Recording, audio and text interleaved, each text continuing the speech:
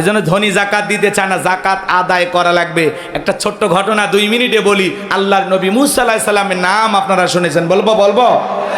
মুসা আলাইহিস সালাম কারুনের কাছে যা বলে, কারণ তোরে জাকাত দেওয়া লাগবে। কারণ ডেকে বলে আমি জাকাত দিতে পারবো না। আল্লাহর নবী মুসা আলাইহিস সালাম রাগান্বিত হয়ে বলে, কারণ রে, জাকাত না দিলে জাকাত আদায় করা হবে। মুসা নবী রাগ কম না বেশি? যে নবী রেগে গেলে মাথা টুপি ভেদ করে চুল খাড়া হয়, বলেন আল্লাহু আকবার। আরেকটু জোরে বলেন আল্লাহু আকবার। নবী মুসা রাগান্বিত চেহারা দেখে কারণ ডেকে বলে, মুসা রাগ করার দরকার নাই, কত টাকা দিতে হবে বলো। এইবার বাজান গো আমার, গভীর মনোযোগ দিয়ে কথাগুলো শুনবেন। মুসা আলাইহিস সালাম ডেকে বলে, শতকরা 2.5% টাকা দেওয়া লাগবে। বলে ঠিক আছে আপনি যান, আমি একটু হিসাব নিকাশ করে দেখি, পরে আপনাকে জানাবো। এইবার মুসা আলাইহিস সালাম চলে গেলেন। এইবার কারণ হিসাব নিকাশে বসে গেল। এই কারণকে আল্লাহ এত সম্পদ দিয়েছিল, 70টা উট লাগতো চাবি বহন করতে। চাবি যদি এত হয় তালা কত, আর তালা যদি এত হয় সিন্ধুকে মাল কত, ছোট মাথায় ধরবে না। এইবার কারণ হিসাব নিকাশ করে দেখে, কয়েক হাজার কর্মচারী দিয়া সারা দিন সারা রাত যদি জাকাতের টাকা দেওয়া হয়, এরপরে টাকা শেষ হবে না। বলেন আল্লাহু আকবার। এমনি তো কৃপণ, পায়ে স্যান্ডেল দেয় না ক্ষয় যাবে বলে, গায়ে জামা পরে না ছিঁড়ে যাবে বলে, সেই কৃপণ কি এত টাকা জাকাত দিতে পারে?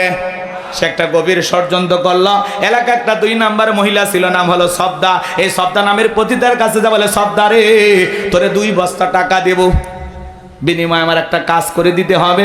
অ্যাডভান্স হিসেবে আজকে 1 বস্তা টাকা দিয়ে গেলাম, আর আগামীকালকে সাক্ষী দেওয়ার পর আর 1 বস্তা টাকা দেব, বিনিময়ে একটা কথা বলতে হবে। আল্লাহ নবী মুসা আলাইহিস সালাম যখন ভরা মজলিসে দাঁড়ায়া মানুষকে আল্লাহর পথে আহ্বান করবে, ওই ভরা মজলিসে দাঁড়ায়া একবার শুধু বলবি, মুসা আলাইহিস সালাম দিনের বেলা ওয়াজ করে আর রাতের বেলা আমি সবদার সাথে রাত কাটাই, বাস এতটুকু কথাই বললে যথেষ্ট, বাকি যা করার আমি করব।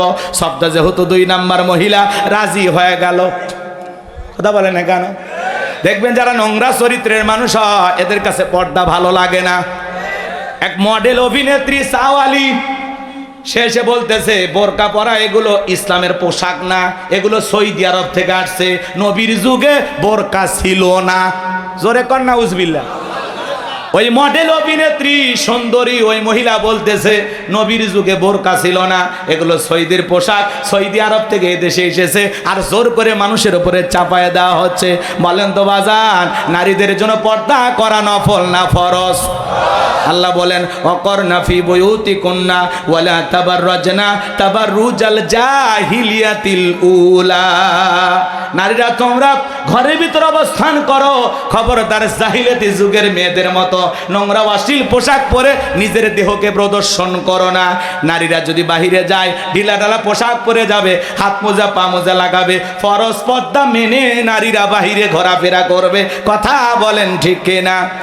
পর্দা হলো নারীকে সিকিউরিটি দিবে, পর্দা নারীর নিরাপত্তা দেবে, পর্দাশীল নারীর উপরে আল্লাহর রহমত নাজিল হয়। পর্দা হলো প্রত্যেকটা নারীর সৌন্দর্য বৃদ্ধি করে। কথা কয় না কে? হেজাব পর্দা হলো প্রত্যেকটা নারীর অহংকার। কথা বলেন ঠিক কিনা? ও মা, ও বোন, পর্দাতে থাকলেই তুমি শান্তিতে থাকবা। কোন নারী যদি হাত মোজা পা মোজা লাগাইয়া ঢিলাঢালা বোরকা পইরা রাস্তাতে হেঁটে যায়, শ্রদ্ধার সম্মানে মানুষ মাথা নত করে থাকে। কথা বলেন। আর কেউ যদি বেপরদায় উল্টা পাল্টা পোশাক পরে বিউটি পার্লারের সাজ দিয়া, ঠোঁটটা লিপস্টিক দিয়ে লাল, চোখে দেয় মাস্কারা, যুবকের কাম সারা, লাম খালি মিম খালি, নুনের ওপরে 1 নোক্তা, পেট খালি পিঠ খালি, ভাবির কপালে ডিজিটাল ফোঁটা, এই রং ঢঙ্গের সাজ দিয়ে কোনো নারী যদি যায়, রাস্তার যুবকেরা কয় মাল গেল রে। কথা কয় না কে? তাহলে চিন্তা করেন মা, যারা বেপরদায় চলাফেরা করে, রাস্তার দুষ্ট যুবকেরা আপনাকে মাল বলে সম্বোধন করে। কোন বোরকা পরা নারীকে এগুলো বলে? এই জন্য মা, নিজের সম্মান নিজে নষ্ট করবেন না। খুব বেশি মডার্ন সাজতে গিয়ে নিজে অর্ধলঙ্গ পোশাক পরবেন না। নিজের সৌন্দর্য নিজে ঠিক রাখবেন মা। কথা বলেন ঠিক কিনা? জান্নাতি নারীদের নেত্রী নাম কি? হযরতে ফাতেমা। আল্লাহ রাসূলের বাড়িতে একদিন গেলেন, দরজায় ডাক দেন, আব্বা দরজা খুলে দেন। বিশ্বনবী দরজা খুলে দিলেন। ফাতেমা তাকায় দেখে নবীজি কান্না করতে করতে চোখ বেবে, দাড়ি ভিজে, জুব্বা পর্যন্ত ভিজে গেছে। ফাতেমা ডেকে বলেন, বাবা একা একা ঘরের দরজা বন্ধ করে কেন কান্না করেন? আমার মা খাদিজার কথা ভেবে কি কান্না করেন? চাচা আবু তালিবের কথা ভেবে কি কান্না করেন? নবী আমার ডেকে বলে, মা ফাতেমা, তোর মা খাদিজার কথা ভেবে কান্না করি না, চাচা আবু তালিবের কথা ভেবে কান্না করি না। মা, আমাকে যখন জিবরাইল মেরাজ করার জন্য নিয়ে গেল, মা জান্নাত ভ্রমণ করে দেখালো, জান্নাতটা দেখে দিলটা খুশি হয়ে গেল। আল্লাহর কাছে দোয়া করলাম, আল্লাহ আমার গুনাহগার উম্মতের জন্য বেশি বেশি জান্নাতি হয়। ও মা, জিবরাইল এইবার ডেকে বলে, নবী জান্নাতটা দেখেছেন, এইবার চলেন আপনাকে একটু জাহান্নামটা ঘুরে দেখায়। এইবার যখন আমাকে জাহান্নামের ভিতরে প্রবেশ করানো হলো, মা আমি তাকায়া দেখি জাহান্নামের ভিতরে পুরুষের চাইতে নারীদের সংখ্যাই হলো বেশি। আমি তাকায় দেখি, মা এক শ্রেণীর নারীদের চুলের মুঠিগুলো আসমানের দিকে তুলে ধরা হয়েছে, পা থেকে মাথা পর্যন্ত জাহান্নামের আগুন দাউ দাউ করে জ্বলতেছে। আমি একবার তাকাইয়া আর তাকাইতে পারলাম না। নারীদের দেহটা মনে হয় গরম পানি যেরকম থকবক থকবক করে ওইরকম থকবক করতেছে, আর তারা এত জোরে চিৎকার মারতেছে, মা মনে হয় তাদের চিৎকার আসমান জমিন ভেঙে পড়বে। আমি জিবরাইলকে বললাম, ভাই জিবরাইল, এই নারীদেরকে কেন এইভাবে শাস্তি দেওয়া হচ্ছে? এই নারীদের কি এমন অপরাধ? জিবরাইল ডেকে বলে, নবী গো, এই সমস্ত নারী তো তারাই যারা ব্যাপার দায় চলাফেরা করতো, মাথায় কাপড় দিত না, স্বামীর আনুগত্য করতো না। এই জন্য আল্লাহ রাব্বুল আলামিন এই নারীদেরকে এইভাবে শাস্তি দিতেছেন। জোরে বলেন নাউজুবিল্লাহ। হযরতে ফাতেমা এই কথা শোনার পরে চোখের চোখের পানি ছেড়ে দিয়ে কান্না করেন আর ডেকে বলেন, বাবা এই যদি হয় বেপরদায় চলা নারীর শাস্তি, আজ থেকে আমি ফাতেমা আরো বেশি পর্দার গুরুত্ব বাড়াবো, আরো বেশি পর্দার প্রতি যত্নবান হব। ও গাজীপুরের মা বোনেরা, হযরতে ফাতেমা নবীর মেয়ে হওয়ার পরেও জাহান্নামী নারীদের এই কথা শোনার পরে পর্দার গুরুত্ব বাড়াইতে চাইলো। ও মা, আপনারা তো নবীদের মা, আপনাদের পেট থেকে তো পৃথিবীতে নবী রাসূলদের জন্ম হয়েছে। ও মা, আপনাদের পেট থেকে সাহাবায়ে কেরামের জন্ম হয়েছে, এই পৃথিবীর আল্লাহওয়ালাদের জন্ম হয়েছে, আলেম ওলামার জন্ম হয়েছে। ও মা, তোমার সম্মান মর্যাদা অনেক বেশি মা। ও মা, পায়ে হাত দিয়ে অনুরোধ করে বলে যায়, মা খবরদার খবরদার ব্যাপার দ্বারা চলাফেরা করা যাবে না। মা নিজের দেহটাকে সুন্দর করে ঢেকে রাস্তাঘাটে চলাফেরা করার দরকার আছে না? নয়। যেই মডেল, যেই অভিনেত্রী বলতেছেন বোরকা সৌদি আরবের পোশাক, নবীর যুগে বোরকা ছিল না। আমরা সেই বোনটাকে বলতে চাই, এখনো সময় আছে, তওবা করে ভালো হয়ে যান। আল্লাহর বিধানের বিরুদ্ধে কথা বলে পৃথিবীর জমিনে শান্তি পাবেন না, নিজের নামটা জাহান্নামের ভিতরে লিখে নেবেন। কথা বলেন ঠিক কি না? যারা পর্দা পছন্দ করে না, ফরজ পর্দাকে বৃদ্ধাঙ্গুলি দেখায়, এরা তসলিমা নাসরিনের ছোট বোন। কথা বলেন ঠিক কি না? আল্লাহ মা জাতিকে হেদায়েত দান করেন। কোন সম্ভ্রান্ত ভদ্র ফ্যামিলির মেয়ে বোরকা ছাড়া বাহিরে যেতে পারে না। কথা বলে না কেন? যার স্বামী ভালো, যার বাবা ভালো, ভাই ভালো, একটা ভদ্র পরিবার, সম্ভ্রান্ত পরিবার, এই ফ্যামিলির কোনো মহিলা বেপরদায় যেতে পারে না। কথা বলে। খালি গাড়িটা দামি হলে হবে না, বাড়িটা দামি হলে হবে না, নিজের বউটাকেও দামি পোশাক পরাতে হবে, আর সেই দামি পোশাকের নাম হলো পর্দা। বাইরে যখন বউকে নিয়ে ঘুরতে যাবেন, পর্দা করায় নিয়ে যাবেন। কথা কন নাকি আপনারা? এরপরে বাড়িতে যা ইচ্ছে তাই পরে থাকুক, কোনো সমস্যা নাই, কারণ আপনার জিনিস আপনি দেখবেন, বাহিরের মানুষকে দেখানো যাবে। বউ কি পাবলিসিটি করার জিনিস নাকি পার্সোনাল জিনিস? আমার বউ আমি দেখবো, আমি এলাকার মানুষকে দেখাবো, বন্ধু বান্ধবকে দেখাবো? যারা নিজের বউকে মানুষের সামনে প্রদর্শন করে, মানুষকে দেখা, এদের রুচিতে সমস্যা। কথা কন, এদের রুচিতে সমস্যা। কথা কন ঠিক কিনা? আল্লাহ আমাদের হেদায়েত দান করে। আর একটু জোরে বলেন আমিন। মন খারাপ করবেন না আমার ভাইয়েরা, দিল দিয়ে কথাগুলো বোঝার চেষ্টা করবেন। মন খারাপ করছেন মনে হয় আপনারা।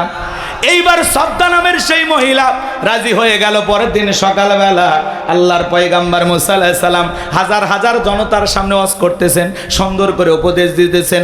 ওই ভরা মজলিসে মুসা আলাইহিস সালামের আলোচনা শোনার পরে সফদা নামের সেই নারীর চোখের পানি দিয়ে, চোখ দিয়ে পানি ঝরতেছে। বলুন আল্লাহু আকবার।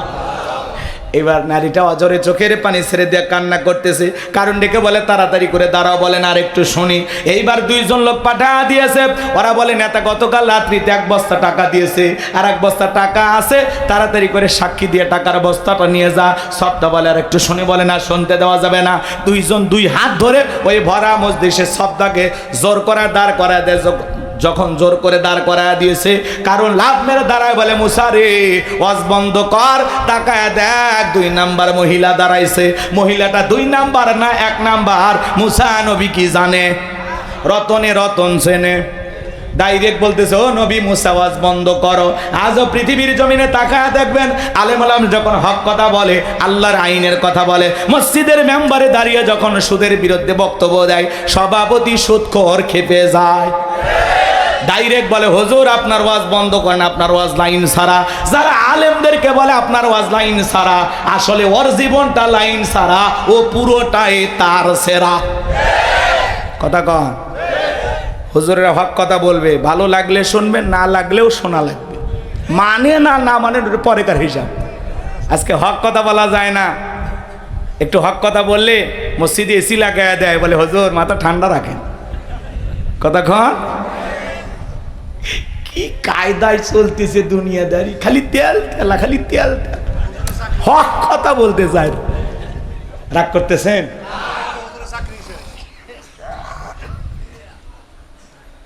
অনেক রাত হবে, কষ্ট আপনাদেরকে দেব না বাজার। মনে রাখবেন, আলেমদের কথা বলতে যারা বাধা দেবে, এই পৃথিবীর জমিনে বিশ্ব নবীকে কোরআন তেলাওয়াতে বাধা দিয়েছিলেন কারা? নবীর দাওয়াতে বাধা দিয়েছিলেন কারা? কাফেররা। কথা বলেন। তারা স্লোগান দিয়েছিল, অকালাল্লাযীনা কাফারু লা তাসমাউ লিহাযাল কুরআনি ওয়ালগাউ ফিহি লাআল্লাকুম তাগলিবুন। কাফেররা বলল, কোরআন শ্রবণ করো না। যেখানে মুহাম্মদ কোরআনের আলোচনা করে, কোরআন তেলাওয়াত করে, ওই জায়গায় হট্টগোল সৃষ্টি করো, তালি বাজাও, শীষ দাও, লাফালাফি করো, ঢোল পিটাপিটি করো, যে অবস্থায় পারো মুহাম্মাদের কোরআন তেলাওয়াত বন্ধ করো। বলেন তো বাজান, ওরা কি বন্ধ করতে পেরেছিল? ওরা মনে করে কোরআন বন্ধ করলে বিজয় লাভ করতে পারবো, ওরা তো বন্ধ করতে পারে নাই।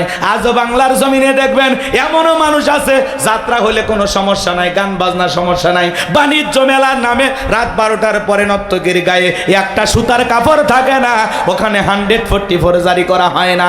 এই দেশে যারা তাফসিরুল কোরআন মাহফিলে, ওয়াজ মাহফিলে 144 জারি করে আলেমদের কথা বলতে বাধা দেয়, আমার বিশ্বাস ওদের জন্ম মুসলমানের ঘরে হতে পারে না। মুসলমান কোরআনের পক্ষে থাকবে, কোরআনের বিরোধিতা করতে পারে না। লম্বা হবে বাজান, লম্বা করব না। এইবার সবদা দাঁড়িয়ে গেছে, কারণ ডেকে বলে, সবদা তোমার যা বলার তুমি বলো, আমি তোমার সাথে আছি। সবদা বলতেছে, কারণ বৈশা পারো, আমি যেহেতু দাঁড়িয়েছি বলার জন্য আমাকেই বলতে দাও। এইবার সবদা বলতেছে, জনগণ শোনো দিয়া মন, আমি জীবনে কোনোদিন মুসা নবীকে দেখি নাই, আজকে মুসা নবীকে দেখার পরে আমার পাষাণ হৃদয় গইলা গেছে। আমি সিদ্ধান্ত নিয়েছি আর খারাপ কাজ করব না, অশ্লীল কাজ করব না, আমি তওবা করে ঈমান গ্রহণ করব। আলেমদের শুনে বেনামাজি নামাজি হয়ে যায়, সুদখোর ঘুষখোর ভালো হয়ে যায়, বেপরদায় সালামা বোনেরা পর্দা করে, দাড়ি কাটা যুবকটা দাড়ি রাখে। ভালো করে বোঝার চেষ্টা করবেন। এইবার সবটা বলতেছে, আপনারা কি জানেন এই কারণ কেন লাফালাফি করতেছে? গতকাল রাত্রিতে আমার বাড়িতে গিয়েছিল, 1 বস্তা টাকা আমারে দিয়েছে, আর 1 বস্তা টাকা রেডি রেখেছে, বিনিময়ে আমাকে এই কথা বলতে হবে। নবী মুসা আলাইহিস সালাম দিনের বেলা ওয়াজ করে, আর রাতের বেলা আমি সবদার সাথে রাত কাটাই। কিন্তু আপনাদেরকে সাক্ষী রেখে বলতেছি, মুসা নবীর চরিত্র ফুলের চাইতেও পবিত্র। ওই কারণ হলো আমি সবদার নিয়মিত ভক্ত। আল্লাহু আকবার বলেন। ওয়ামাকারু ওয়ামাকারাল্লাহ ওয়াল্লাহু খায়রুল মাকিরিন। খেলা কার? যে গর্ত করেছে নিজের গর্তে নিজেই পড়েছে। কথা বলে ঠিক কি না? যারা কোরআনের ফাঁকে আল্লামা সাঈদী হুজুরের বিরুদ্ধে সাক্ষী দিয়েছিল, তারা এখন বলে আমাদেরকে পিস্তল ঠেকিয়ে সাক্ষী দিতে বাধ্য করেছে। শুকরঞ্জন বালি আল্লামা সাঈদীর জানাজায় যা বলে, সাঈদী সাহেব হত্যাকারী ছিল না, ধর্ষণকারী ছিল না। কথা বলে। কোরআনের পাকে আল্লামা সাঈদী হুজুরকে 13 বছর মিথ্যা মামলা হামলা দিয়ে জেলখানায় বন্দি করে রেখেছিল। সেই সাইদি হুজুর বিদায় নেওয়ার 1 বছর পার না হতেই আল্লাহ ওদের ক্ষমতার চেয়ার থেকে বিদায়ের ঘন্টা বাজায় দিয়েছে। সাইদি সাহেব একজন জামানার বড় আলেম ছিল, দ্বীনের দায়ী ছিল। 50 বছর নিরলসভাবে কোরআনের তাফসীর করেছেন। এই বাংলাদেশের তাফসীর জগতের রূপকার ছিলেন আল্লামা সাইদি হুজুর। সেই মানুষটাকে বিদায় করছে। এখনো আওয়াজ শুনলে মনে হয় কলিজাটা ঠান্ডা হয়ে যায়। কি কণ্ঠ, কি তিলাওয়াত, কি কথা বলার ধরন, মাশাআল্লাহ। এরকম সাইদি আর পাবো? সে সাইদি সাহেবের সন্তানেরা, সুযোগ্য সন্তানেরা, ওনারা ডক্টর জাকির নায়েকের সাথে কথা বলে তার একটা প্রোগ্রাম আগামী নভেম্বর মাসে তাদের এলাকায় করার একটা চিন্তা ভাবনা করতেছেন। ডক্টর জাকির নায়েক তিনি আগামী নভেম্বর মাসে বাংলাদেশে আসবেন। সাইদি সাহেবের পরিবারের আমন্ত্রণ গ্রহণ করেছেন, দাওয়াত গ্রহণ করেছেন। বলেন মারহাবা। তাহলে ডক্টর জাকির নায়েক যদি আসে, কি বলেন 2-4 লাখ মানুষ হবে কিনা? কিন্তু উনি আসবে, কথা বলবে। আলহামদুলিল্লাহ, ওনার জন্য আমরা দোয়া করি। একজন ডক্টর মানুষ, তারপরে ইসলাম প্রচারের জন্য অনেক অনেক বড় ভূমিকা পালন করেছেন। কথা বলে ঠিক কিনা? অসংখ্য মানুষ তার হাতে কালেমা পড়ে মুসলমান হয়েছেন। কথা বলে ঠিক কিনা? তার বিরুদ্ধে অনেক আমাদের মতো হুজুরেরা কথা বলে, হুজুর আপনার ওয়াজ শুনে তো 10 জনও কালেমা পড়লো না। আর উনি ডক্টর জাকির নায়েক, তার বয়ান শুনে ভারতে কত হাজার মানুষ মুসলমান হয়েছে। ভারতের সরকার তার বিরুদ্ধে গ্রেপ্তারি পরোয়ানা জারি করেছিল, তার চ্যানেল বন্ধ করে তাকে দেশেই থাকতে দেয়নি। কথা বলেন? তার মানে তিনি একজন মাজলুম দ্বীনের দায়ী। কথা বলে ঠিক কিনা? আমরা দোয়া করছি উনি বাংলাদেশে আসবেন ইনশাআল্লাহ। আল মুমিনুন কুরআনুল কারীমের 23 নম্বর সূরা, মোট আয়াত আছে 118, রুকু আছে 6টি। বিশ্বনবীর মক্কার জিন্দেগিতে আল্লাহ তাআলা এই সূরাটি নাজিল করেছেন। 18 নম্বর পারার প্রথম সূরা, আর কুরআনুল কারীমের 23 নম্বর সূরা। সূরা নাম্বার 23 বাতিলেরা হবে 22 ইনশাআল্লাহ। বলেন তাহলে সূরার নাম কি বললাম? সূরা আল মুমিনুন। আল্লাহ পাক তার বিশ্বাসী বান্দাদের জন্য সূরা আল মুমিনুন নাজিল করেছেন। যারা অবিশ্বাসী কাফের এদের জন্য আল্লাহ পাক একটি সূরা নাজিল করেছেন। সূরার নাম কি? কুল ইয়া আইয়ুহাল কাফিরুন। যারা কাফের এদের জন্য আল্লাহ রাব্বুল আলামিন এই সূরা নাজিল করেছেন। সূরাটির নাম কাফিরুন। অবিশ্বাসী বান্দাদের জন্য আল্লাহ পাক সূরা কাফিরুন নাজিল করেছেন। বিশ্বাসী বান্দাদের জন্য আল্লাহ রাব্বুল আলামিন সূরা আল মুমিনুন নাজিল করেছেন। যারা হলো দুদুল্যমান, 2 নৌকায় পা দিয়ে চলে, মুখে বলে একটা, অন্তরে আর একটা, দুমুখ সাপ। বৃষ্টি যেই দিকে ছাতা ধরে সেই দিকে গুলালো মার্কা, সব তরকারি তো চলে। ওদের নাম কি? গাজীপুরে বসবাস করেন আর এত আস্তে কথা বললেন, আপনারা কি আমার কথাটা বুঝতে পারেন না? মুখে বলে একটা, অন্তরে আর একটা, বৃষ্টি যেদিকে ছাতা ধরে সেই দিকে গুলালু মার্কা, সব জায়গাতেই চলে। ওর নাম কি গো? মাশাআল্লাহ, এইবার আওয়াজ ঠিকঠাক হয়েছে। আমি করবো আওয়াজ, আপনারা দেবেন আওয়াজ, জবাব দিবেন ঠিক ঠিক। আলোচনা হবে কমপ্লিট। শ্রোতাদের স্পিরিটে বারে বক্তার হিট, আলোচনা হবে জায়গা মতো ফিট। আগে বলতাম কিছু আজ প্যান্ডেলে, কিছু আজ অ্যাঙ্গেলে। এখন আর অ্যাঙ্গেলে না, যা বলবো সব ডাইরেক্ট। অ্যাঙ্গেলে বলার দিন শেষ, ডাইরেক্ট বলার বাংলাদেশ। কথা বলা ঠিক কিনা? মুসলমানের কখনো ভয় নাই। কথা বলা ঠিক কিনা? মুসলমান কাপুরুষের জাতি নয়, মুসলমান বীরের জাতি। কথা বলা ঠিক কিনা? বাঁচতে হলে বাঘের মতো বাঁচবো, বিড়ালের মতো বাঁচতে চাই না। কথা বলা ঠিক কিনা? মুসলমান এমন জাতি, মুসলমান যদি নারায়ে তাকবীর হুঙ্কার দিয়ে ময়দানে নামে, জালেম বেঈমানেরা পালানোর গর্ত খুঁজে পাবে না। কথা বলা ঠিক কিনা? মুসলমানের আওয়াজ দিতে হবে। একটা আওয়াজে অনেক কিছু ঘটতে পারে। কথা বলে ঠিক কিনা? সম্মানিত ভাইয়েরা আমার, একটু অপেক্ষা করেন, সামনের দিকে যাই। এই মুনাফিকদের জন্য আল্লাহ রাব্বুল আলামিন একটি সূরা নাজিল করেছেন। সূরাটির নাম হলো মুনাফিকুন। কি নাম? এই দুদুল্যমান যারা, এই চরিত্রের মানুষ যারা, এদেরকে চেনা বড় কঠিন। এদের স্বভাব হলো গাছের গোড়া কেটে মাথায় পানি ঢাল। কথা বলেন? চুপ করে থাক ধোকাবাজ, চোখে তোদের নাহি লাজ। চুপ করে থাক ধোকাবাজ, চোখে তোদের নাহি লাজ। গোড়া কেটে মাথায় ঢালো পানি, তোদের চিনি আর কতকাল করবি রে শয়তানি। মুনাফিকদের স্বভাব হলো ইসলাম নামের গাছের গোড়া কেটে মাথায় পানি ঢালে। ওরা বলে আমরা কোরআনের সাথে আছি, ইসলামের সাথে আছি। কথা কয় না? কোরআনের মাহফিলের অনুমতি দেয়, আবার সন্ধ্যেবেলায় পুলিশ পাঠায় বন্ধ করতে। কথা বলে ঠিক কি? দেখতে মুসলমানের মতো বলে আমরা সবসময় মানুষের ভালো চাই, রাতের আধারে নিজের হাতে মানুষকে হত্যা করে, আর সকালবেলা লাশের উপরে ফুলের মালা দিয়ে শোক প্রকাশ করে বলে বড় ভালো লোক ছিল। ভালো লোক ছিল তো মারলি কেন শয়তান? এজন্য মুনাফিক চেনা বড় কঠিন, ঘাটতি মেরে থাকে। কথা কয় রসুলের পেছনে নামাজ পড়ে লোকটা যদি মুনাফিক হয়, আপনার আমার পিছনে নামাজ পড়ে তার সাথে বড়টা হবে। কথা বলে ঠিক কিনা? এজন্য মুনাফিক হইতে সাবধান। মনে রাখবেন, অমুসলিমের দ্বারা ইসলাম যতটা না ক্ষতিগ্রস্ত হয়, নামধারী মুনাফিক মার্কা মুসলমানের দ্বারা ইসলাম সবচেয়ে বেশি ক্ষতিগ্রস্ত হয়। কারণ লিবাস শুরুর দিকে বোঝা যায় না এটা মুসলমান নাকি বেঈমান, বোঝা যায় না। মুনাফিক আমাদের সুরত ধারণ করে থাকে। কথা বলে ঠিক কিনা? যাই হোক, মুনাফিকদেরকে নিয়ে আলোচনা করার সময় নাই, কাফেরদেরকে নিয়ে আলোচনা করার সময় নাই। আজকে আমি আলোচনা করব আল্লাহর ভিআইপি মুমিন বান্দাদেরকে নিয়ে। বলুন আল্লাহু আকবার। তাহলে জবান ছেড়ে সবাই একটু মহাব্বতে আমার সঙ্গে তেলাওয়াত করুন। আউযু বিল্লাহি মিনাশ শাইতানির রাজিম। বিসমিল্লাহির রাহমানির রহিম। বিতাড়িত মোর্দার শয়তানের কাছ থেকে আল্লাহ পাকের কাছে আশ্রয় প্রার্থনা চাচ্ছি। পরম করুণাময় দয়ালু আল্লাহ তাআলার নামে শুরু করছি। সূরার নাম সূরা আল মুমিনুন। বলেন কি নাম? আমার আল্লাহ রাব্বুল আলামিন বলেন قد فلح المؤمنون।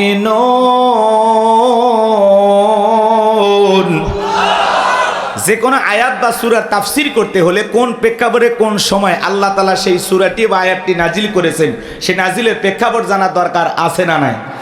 আরবিতে বলা হয় শানি নজুল। যদি শানি নজুল আলোচনা করা হয় তাহলে তাফসীর বুঝতে সহজ হয়। তাহলে সূরা আল মুমিনুন বিশ্বনবীর উপরে আল্লাহ তাআলা কোন প্রেক্ষাপটে কোন সময় নাজিল করেছেন, সেই নাজিলের প্রেক্ষাপট জানার দরকার আছে না নাই? আমি একটু তুলে ধরবো, কষ্ট হবে না তো ইনশাআল্লাহ? সংক্ষিপ্ত করে বলবো যেহেতু সময় কম, যতটুকু না বললেই নয়। সম্মানিত ভাইয়েরা আমার, দিল দিয়া কথাগুলো বোঝার চেষ্টা করবেন। বিশ্বনবীর প্রিয় সাহাবী হযরত ওমর ফারুক ডেকে বলেন, আমি মৌমাছির গুনগুন আওয়াজ শুনলাম। ডানে তাকায় মৌমাছি নাই, বামে তাকায় মৌমাছি নাই। বিশ্বনবীর চেহারা মোবারকের দিকে তাকায় দেখি নবীজি ফিসফিস করে কি যেন তেলাওয়াত করতেছেন। হযরত ওমর ডেকে বলেন, আমার বোঝার বাকি রইল না, আসমান থেকে নবীজির উপরে কোরআনুল কারীম নাজিল হচ্ছে, আর বিশ্বনবী কোরআনুল কারীম রিসিভ করতে ব্যস্ত। বলুন সুবহানাল্লাহ। মৌমাছির গুনগুন আওয়াজ হইলে, বনবন আওয়াজ হইলে কোরআনুল কারীম নাজিল হয়। দপ্তরি ছুটির ঘন্টায় বারে বারে টন টন আওয়াজ হইলে কোরআনুল কারীম নাজিল হয়। নবীজি যখন ঘোড়ার উপরে থাকতেন, ওই সময় যদি কোরআনুল কারীম নাজিল হইতো, ওহির ভারে ঘোড়ার পা গুলো বালুর ভিতরে ডেবে যেত। বলেন আল্লাহু আকবার। নবীজি যখন উটের ওপরে থাকতেন, ওই সময় যদি কোরআনুল কারীম নাজিল হইতো, ওই গিরভারে উটের মাথা জমিনের সঙ্গে লেগে যেত। এক সাহাবী রানের ওপরে মাথা রেখে নবীজি আরাম ফরমাচ্ছেন, ওই সময় কোরআনুল কারীম নাজিল হলো।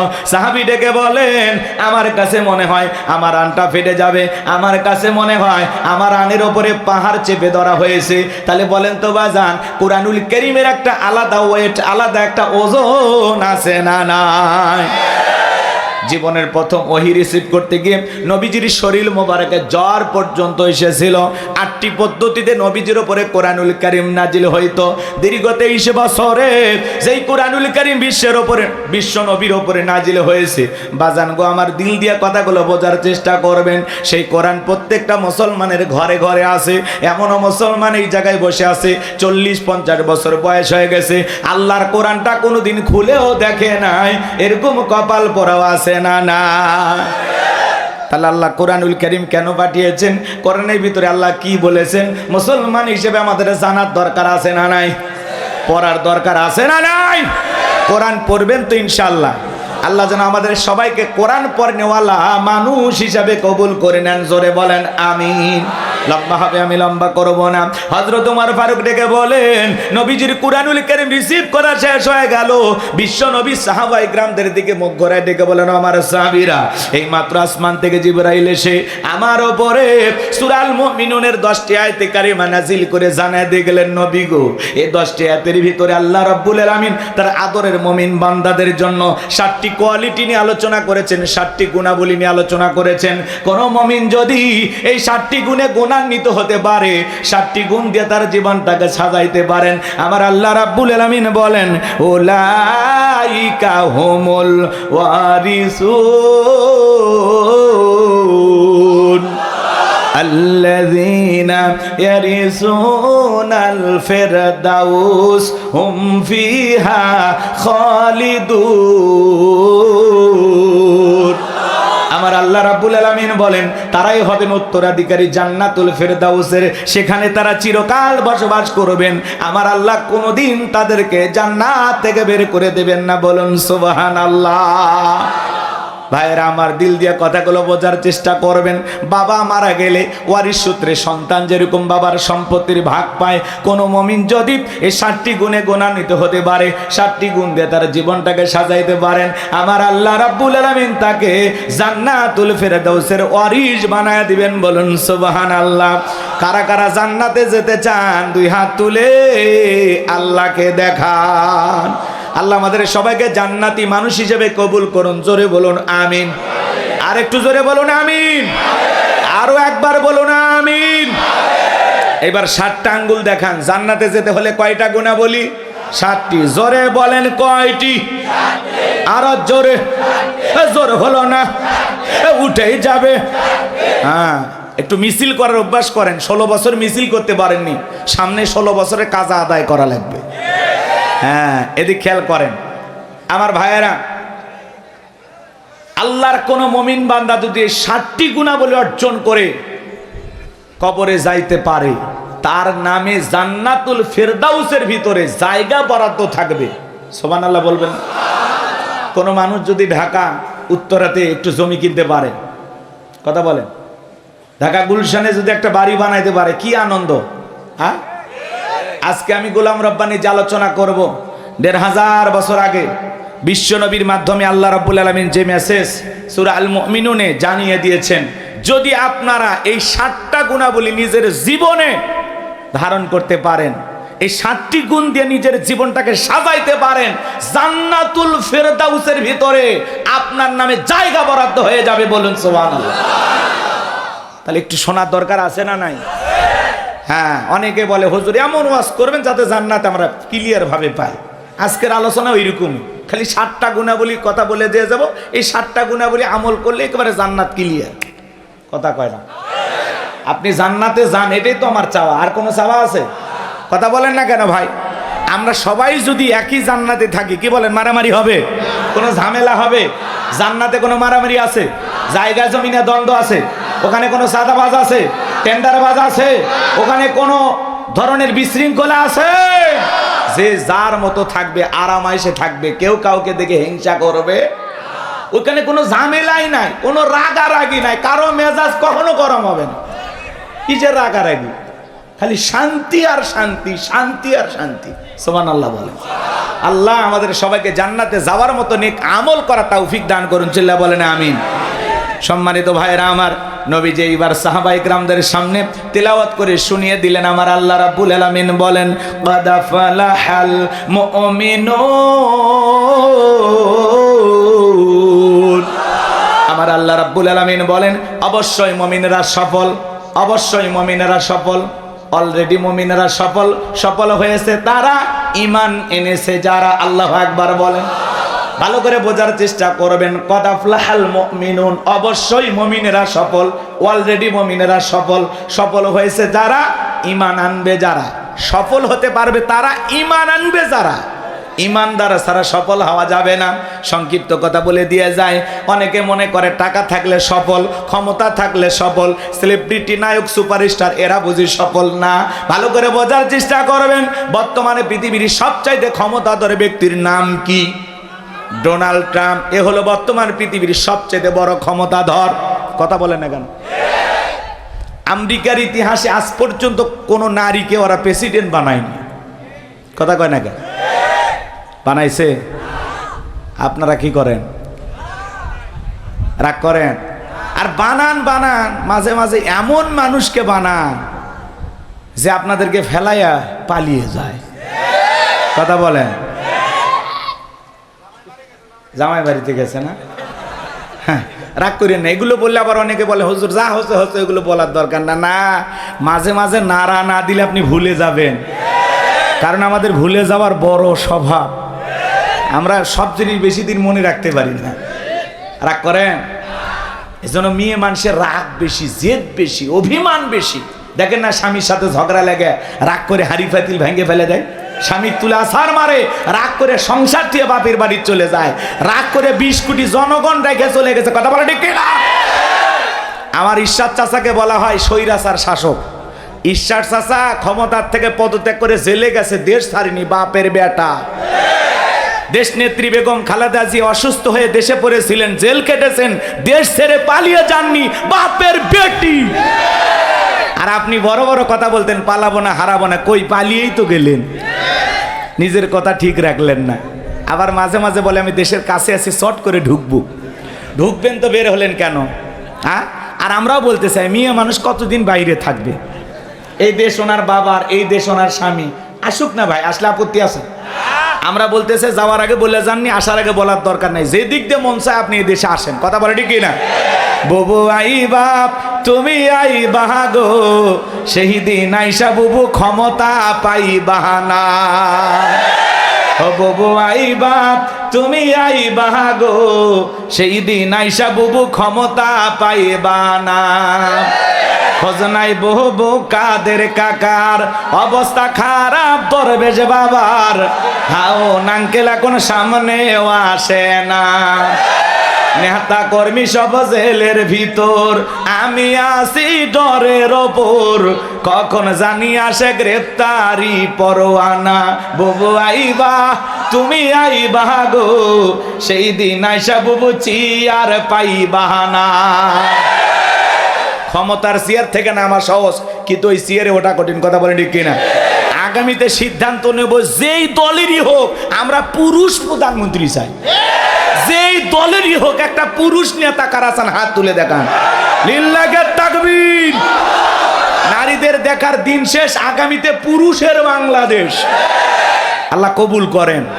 আমার ভাইয়েরা মন খারাপ করবেন না, আমি গুনাহগার যে কথা বলতে চাচ্ছিলাম বাজান, দিল দিয়ে কথাগুলো বোঝার চেষ্টা করবেন। বর্তমানে পৃথিবীর সবচাইতে ক্ষমতাধর ব্যক্তির নাম হলো ডোনাল্ড ট্রাম্প। আপনাদের এলাকায় একটা বাজার আছে, এই বাজারের নাম কি? নসের বাজার। মনে করেন এখানে আল্লাহর একজন বান্দা সবজি বিক্রি করে, তরি তরকারি বিক্রি করে, লোকটা ইমানদার। আজান দেওয়ার পরে আল্লাহর গোলাম যদি দোকানদারি বন্ধ করে মসজিদে গিয়ে নামাজ আদায় করে, বলেন তো বাজান পৃথিবীর বড় নেতা ডোনাল্ড ট্রাম্পের চাইতে তা ইমানদারের দাম কম না বেশি? তার মানে কি বুঝলেন?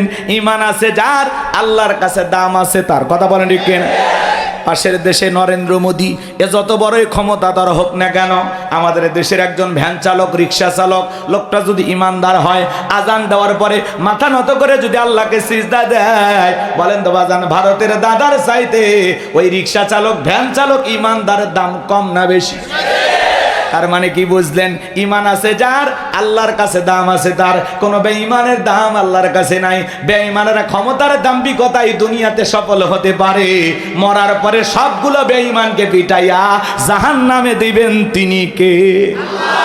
আর ইমানদাররা দুনিয়াতে সফল, আখিরাতে সফল। আল্লাহ তাআলা আমাদের ভিতরে ইমান নামের সম্পদ দিয়েছে। টাকা না থাক, সম্পদ না থাক, ক্ষমতা না থাক, আমার ভিতরে ইমান আছে, আল্লাহর কাছে দাম আছে। এই জীবনে যদি আল্লাহর কাছে দামি হতে পারি, আর কিছু চাওয়ার আছে? তাহলে আমি বলবো ইমান এনেছে যারা, আপনারা বলবেন সফল হয়েছে তারা। বলবেন ইমান এনেছে যারা, ইমান এনেছে যারা। আল্লাহর কাছে দামি বান্দা কারা? ইমানদার বান্দা যারা। ইমান আছে, আল্লাহর কাছে দাম আছে। ইমান নাই, আচ্ছা বলেন তো পাসপোর্ট ছাড়া বিদেশে যাওয়া যায়? বিদেশে যেতে গেলে কি লাগে? পাসপোর্ট লাগে না? তো ইমান হলো জান্নাতে যাওয়ার পাসপোর্ট। সুবহানাল্লাহ কও। ইমান আছে, জান্নাতের ভিসা লাগবেই। কথা কয় না।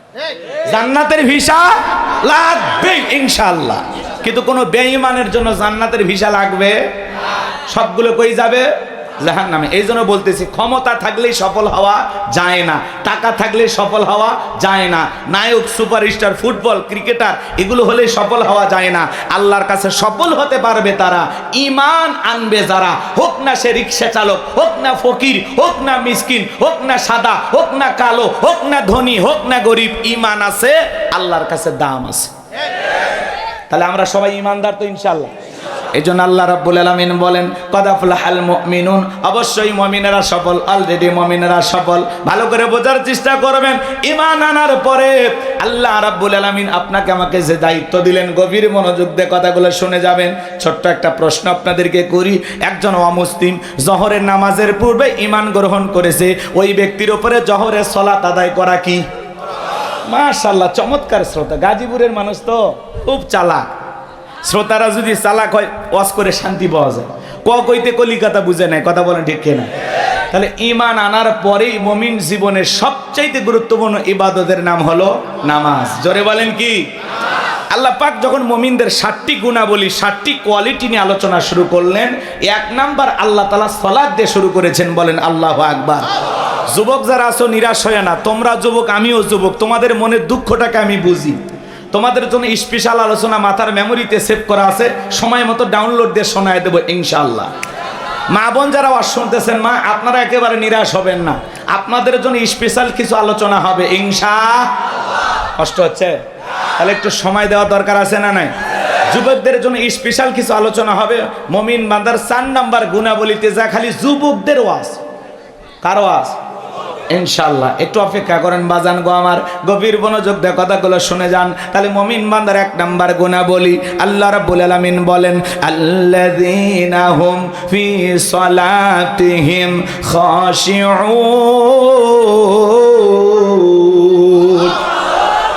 মুমিন বান্দার 1 নাম্বার গুণাবলী, যারা নিজেদের সালাত বিনয়ের সহিত, নম্রতার সহিত, আল্লাহর ভয় নিয়ে আদায় করে।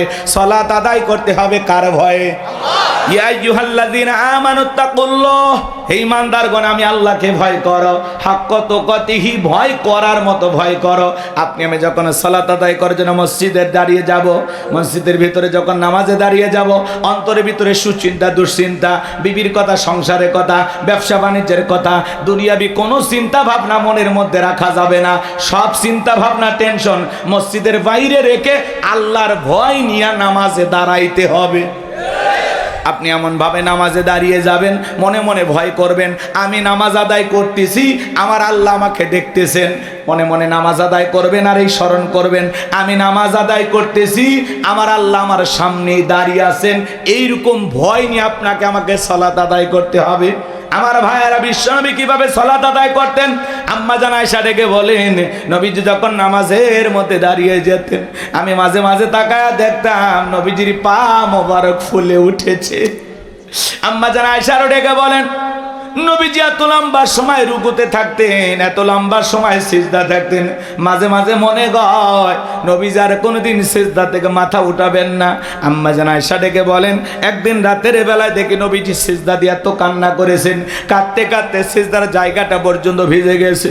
নবী যখন সিজদা থেকে মাথা উঠাইলেন, আম্মা জান আয়েশা জিজ্ঞাসা করে, নবী গো কেন কান্না করলেন, কি হয়েছে আপনার? নবী ডেকে বলে, আয়েশা আমি তো আমার জন্য কাঁদি না, আমি কাঁদি আমার গুনাহগার উম্মতের জন্য। আমি আল্লাহর কাছে কেঁদে কেঁদে বলি, আল্লাহ আমার গুনাহগার উম্মতের গুনাহগুলো মাফ করে দাও, আমার গুনাহগার উম্মতকে ওই কঠিন জাহান্নামের আগুন থেকে মুক্তি দাও। নবী যদি আপনার আমার গুনাহ মাফের আশায় আল্লাহ তাআলার কাছে দোয়া করেন, আমরা তো হলাম মূল ভিকটিম, মূল আসামি, মূল অপরাধী। সকাল বিকাল গুনাহ করি বাজান। যেই নবীর জীবনে কোনো গুনাহ নাই, সেই নবী 70 থেকে 100 বার ইস্তেগফার পড়তেন, তওবা পড়তেন। চিন্তা করেন বাজান, নবীর জীবনে গুনাহ নাই, সেই নবী যদি ইস্তেগফার পড়েন, আমরা তো পলকে পলকে গুনাহ করি, চলতে ফিরতে গুনাহ করি। আমাদের তওবা করা দরকার আছে না? না, নিজেদের গুনাহ মাফের জন্য সিজদা দিয়ে কান্না করতে হবে কার কাছে? 5 ওয়াক্ত সালাত, এটা তো ডিউটি, এটা তো অবশ্যই আপনাকে পালন করাই লাগবে। 5 ওয়াক্ত সালাত নফল না ফরজ? একটু জোরে বলেন। এ বাজার মন খারাপ করবেন না।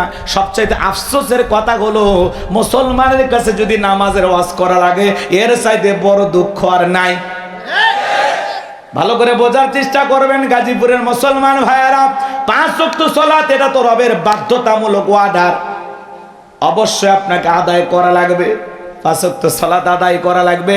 পাশাপাশি গভীর নিশীথে রাতের 1টা 2টা 3টার দিকে উঠা বিবির ভালোবাসা ত্যাগ করে আরামের বিছানা ত্যাগ কইরা ঠান্ডা পানি দিয়া ওযু বানাইয়া নিরালাই নিবৃত্তিতে সিজদা দিতে হবে কাকে? আল্লাহ রাব্বুল আলামিন বলেন ওয়াল্লাযীনা ইয়াবিতুনা লিরাব্বিহিম সুজদাও ওয়া কিয়ামা। সূরা ফুরকানের ভিতর আল্লাহ পাক জানিয়ে দিলেন যারা রাত্রি জাগরণ করে আমি আল্লাহকে সিজদা দেয়, আমি আল্লাহর জন্য দণ্ডায়মান হয়ে যায়। গভীর নিশীথে দুনিয়ার অফিস আদালত বন্ধ, আরামের বিছানা ত্যাগ কইরা বিবির ভালোবাসা ত্যাগ কইরা আপনি নিরালাই একা একা যাই নামাজে দাঁড়ায় গেছেন। এই নামাজ দুনিয়ার কাউকে দেখানোর জন্য নয়, এই নামাজ হলো একমাত্র আল্লাহর সন্তুষ্টি অর্জনের জন্য। এই নামাজ হলো একমাত্র আল্লাহকে খুশি করার জন্য। কথা বলেন ঠিক কিনা? বলিন্না সলাতি ওয়া নুসুকি ওয়া মাহইয়ায়া ওয়া মামাতি লিল্লাহি রাব্বিল আলামিন।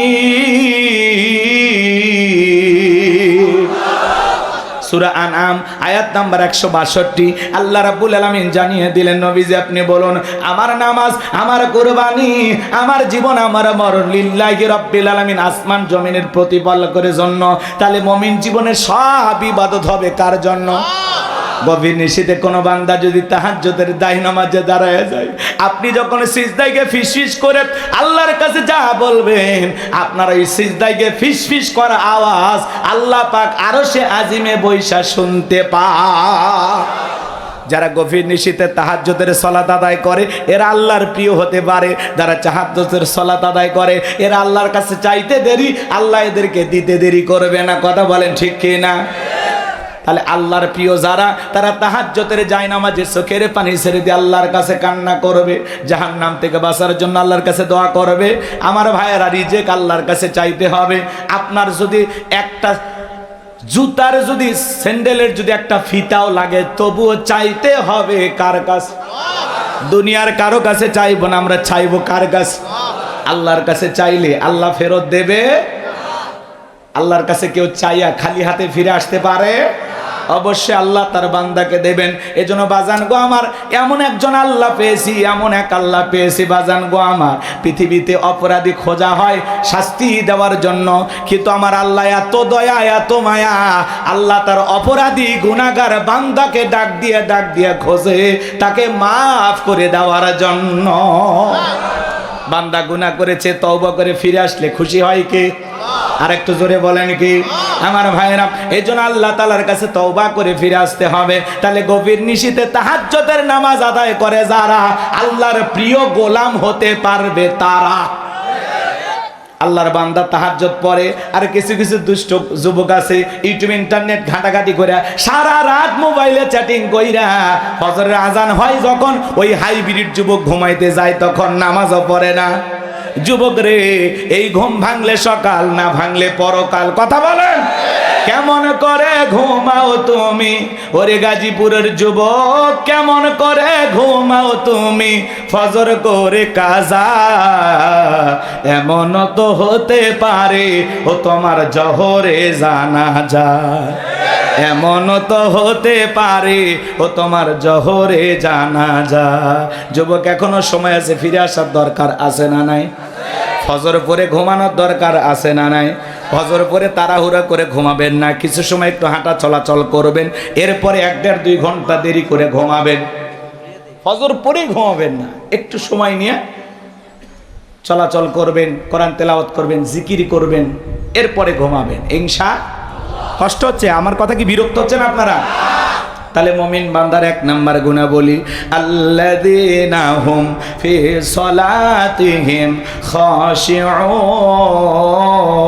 খাশিউন। যারা নিজেদের সালাত বিনয়ের সহিত নম্রতার সহিত আল্লাহর ভয় নিয়ে আদায় করে, নামাজের মতো আদায় করা লাগবে বাজান গো আমার। নামাজ যেমন তেমন আদায় করলে হবে না। জোহরের 4 রাকাত সুন্নত, ইমাম আর মুসল্লি একসাথে নিয়ত বিদেছে, ইমামের 2 রাকাত হওয়ার আগে মুসল্লি 4 রাকাত শেষ। হুজুর এবার জিজ্ঞাসা করেছে, বাজান আমার 2 রাকাত হয় না, আপনার 4 রাকাত হয়ে গেল। বলে হুজুর আপনাদের চর্চা কম। এক মুরব্বী চাচা এত তাড়াহুড়া করে ওযু করছে বাজান, এক ঠ্যাং না ধুয়ে মসজিদে ঢুকছে। তাই সালাম মসজিদ পিছলাকায়, চাচা একদিক লঙ্গি একদিক, তাও বলে আল্লাহু আকবার। মানুষ বলে চাচা আগে লঙ্গি ঠিক করেন, কয় না আগে জামাত ধরি। এরকম লোক আছে না নাই? নামাজের ব্যাপারে তাড়াহুড়ো করে, 2 রাকাত নামাজ 2 মিনিটে শেষ। 4G 5G গতির নামাজি আছে না নাই? বিশেষ করে যখন রমাদান আসে, এই রমজান মাসে যখন তারাবির নামাজ পড়ে 20 রাকাত 16 মিনিটেই শেষ। আছে না না? এরা খালি মাস্ক এদিক খেয়াল করেন, তারাবি পড়ার সময় খালি আলহামদু এটা বোঝা যায়, আর শেষে দলিন বোঝা যায়। মাঝখানে কি যে ভূমিকম্প হয়েছে, নেপালের ভূমিকম্প ফেল। এরকম হুজুর আছে না নাই? এটা নামাজ না তামাশা? এরকম নামাজ আদায় করলে আল্লাহর দরবারে কবুল হওয়া দূরের কথা, মসজিদের ছাদের উপর উঠবে না। নামাজ না তামাশা করলে হবে না। নামাজ পড়া লাগবে কিভাবে? ধীরস্থির ভাবে। কিভাবে নামাজ আদায় করবেন? আপনি জোহরে নামাজ আদায় করতেছেন, ভালো করে বোঝার চেষ্টা করবেন। একজন ফাঁসির আসামিকে যদি বলা হয় রাত 10টা বাজে 12টায় তোমার ফাঁসি, লোকটা যদি ইমানদার হয় কি বলেন? নাচানাচি করবে? অবশ্যই সে ওযু বানায় নামাজের মধ্যে দাঁড়ায় যাবে। মনে রাখবেন, ফাঁসির আসামি যেমন জীবনের শেষ মনে করে নামাজ আদায় করে, ওই দিনের নামাজটা বড় সুন্দর হয়। প্রত্যেকটা ওয়াক্তে নামাজ আদায় করবেন, আর মনে মনে করবেন এই জোহরের নামাজ আমার জীবনের শেষ নামাজ, আমি আসর পর্যন্ত নাও বেঁচে থাকতে পারি। এইরকম ভেবে নামাজ আদায় করা লাগে। আমাদের সমাজে মসজিদগুলো জুমার নামাজে লোকের জায়গা হয় না, মসজিদ ভাঙা 2 তলা 3 তলা করা হয়। কথা কন। আর ফজরের নামাজের সময় 1 কাতার মুসল্লিও পাওয়া যায় না।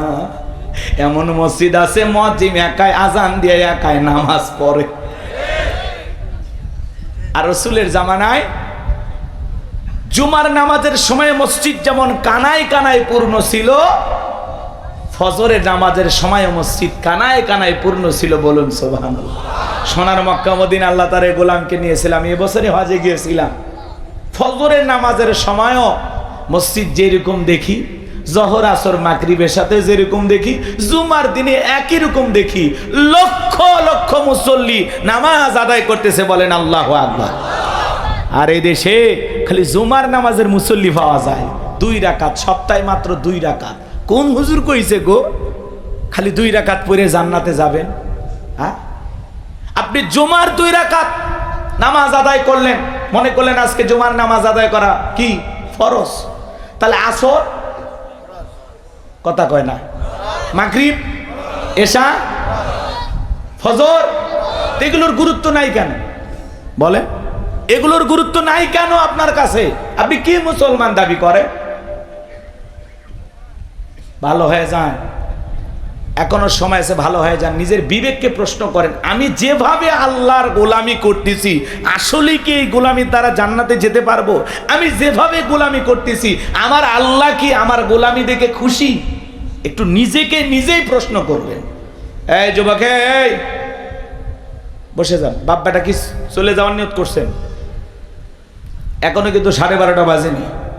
রাগ করতেছেন আপনারা? গভীর মনোযোগ দিয়ে কথাগুলো শুনে যান বাজান। নামাজের কথা বললে অনেকের কাছে ভালো লাগবে না, কারণ সবাই নামাজ পড়ে না। সবাই নামাজ পছন্দ করে? ভালো করে বোঝার চেষ্টা করবেন বাজান। এমন ভাবে নামাজ আদায় করবেন প্রত্যেকটা ওয়াক্তে, মনে রাখবেন নামাজের মতো যদি নামাজ আদায় করতে পারেন, আপনার জীবনের সালাতগুলো যদি আল্লাহর দরবারে কবুল হয়, তাহলে রুকুর মতো রুকু করা লাগবে একটু সময় নিয়ে, সিজদা করা লাগবে একটু সময় নিয়ে। শুধু তাড়াহুড়ো করে নামাজ আদায় করলে হবে না। নবীজির সাহাবীরা কিভাবে নামাজ আদায় করতেন। মরুভূমিতে সাহাবায়ে কেরাম নামাজে দাঁড়িয়ে গেছেন, ওই মরুভূমির পাখিগুলো খেজুর গাছ মনে করে সাহাবায়ে কেরামদের মাথার উপরে কাঁধের উপরে বসে থাকতো। নবীর সাহাবীরা নামাজে এত মনোযোগ, কাঁধে পাখি পড়ে থাকে, তারপরেও তারা টের পাইতো না।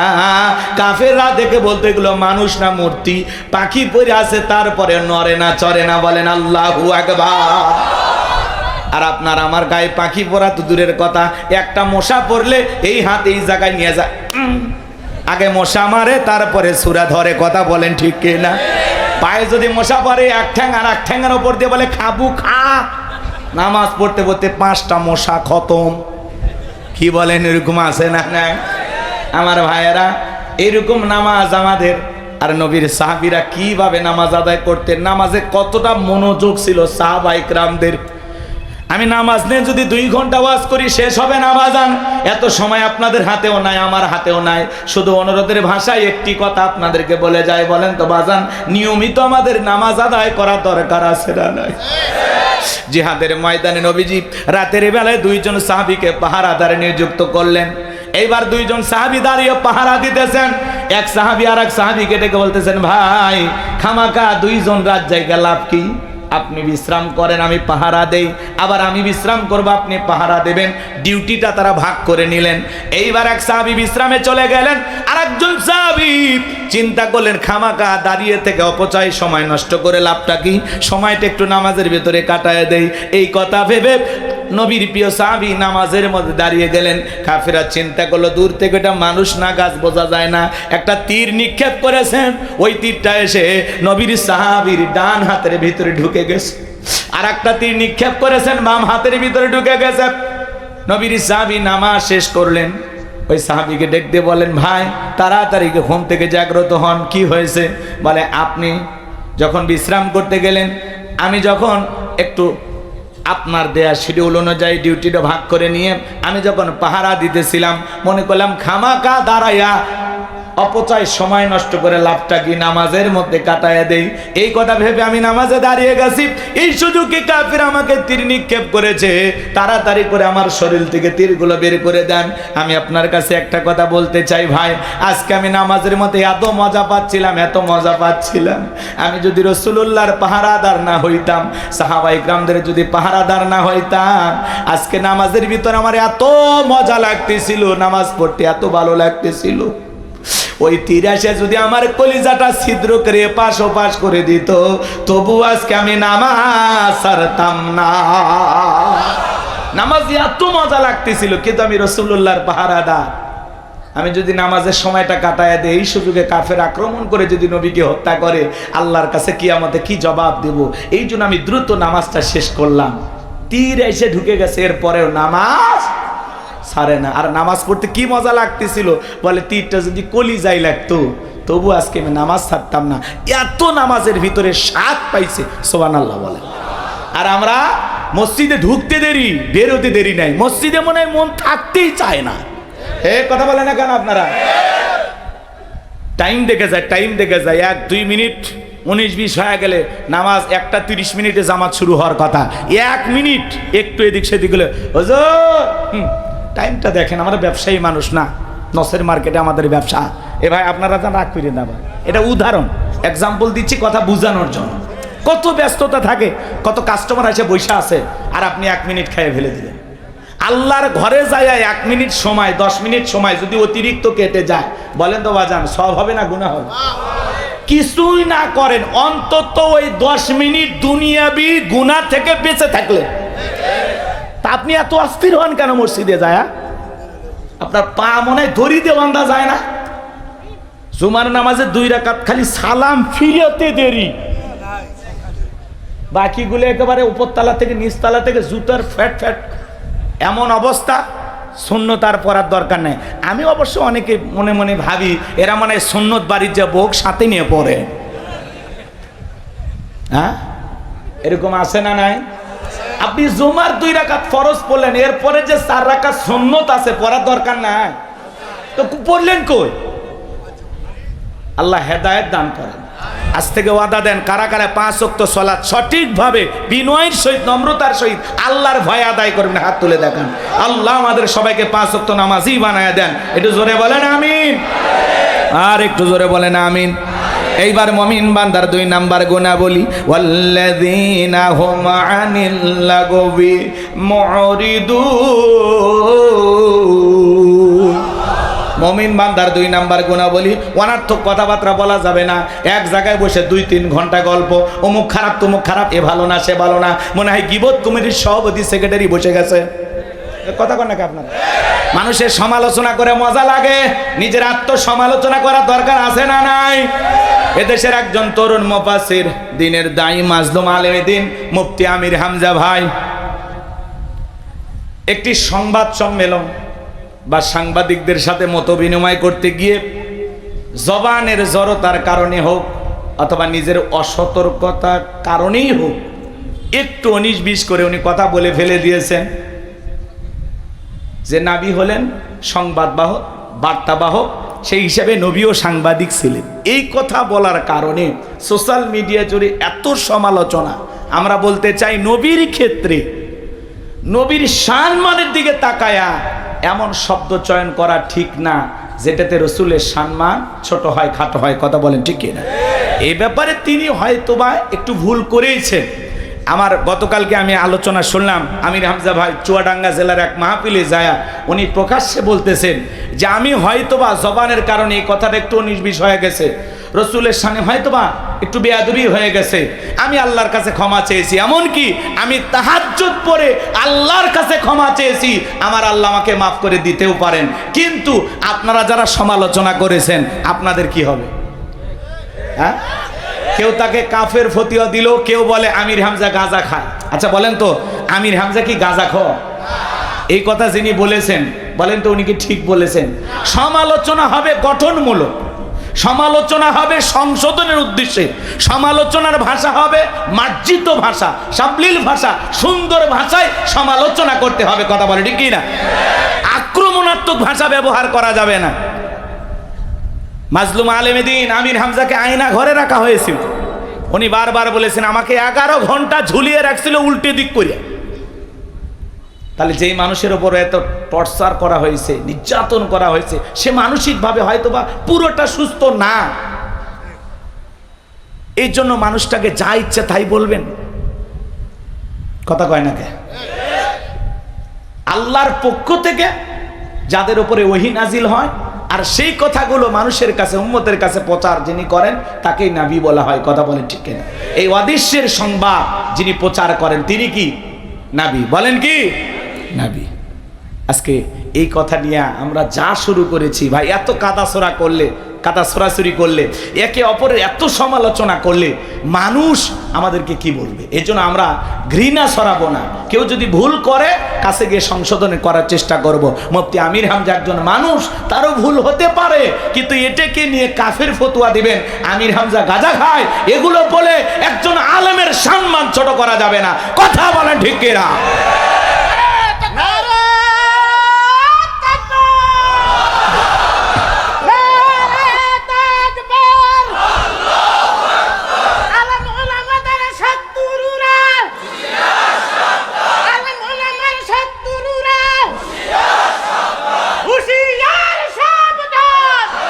আমার ভাইয়েরা, মুফতি আমির হামজার পিছনে এত সমালোচনা কেন জানেন?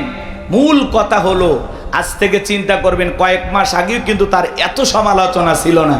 শুধুমাত্র এমপি পদপ্রার্থী হওয়ার কারণে যে একজন আলেম এমপি পদপ্রার্থী হয়েছে, আল্লাহ যদি বিজয়ের মালা পরাইয়া সংসদ পর্যন্ত চলে যা, অনেক রামবামের ঘুম হারাম হবে। কথা বলে ঠিক কিনা?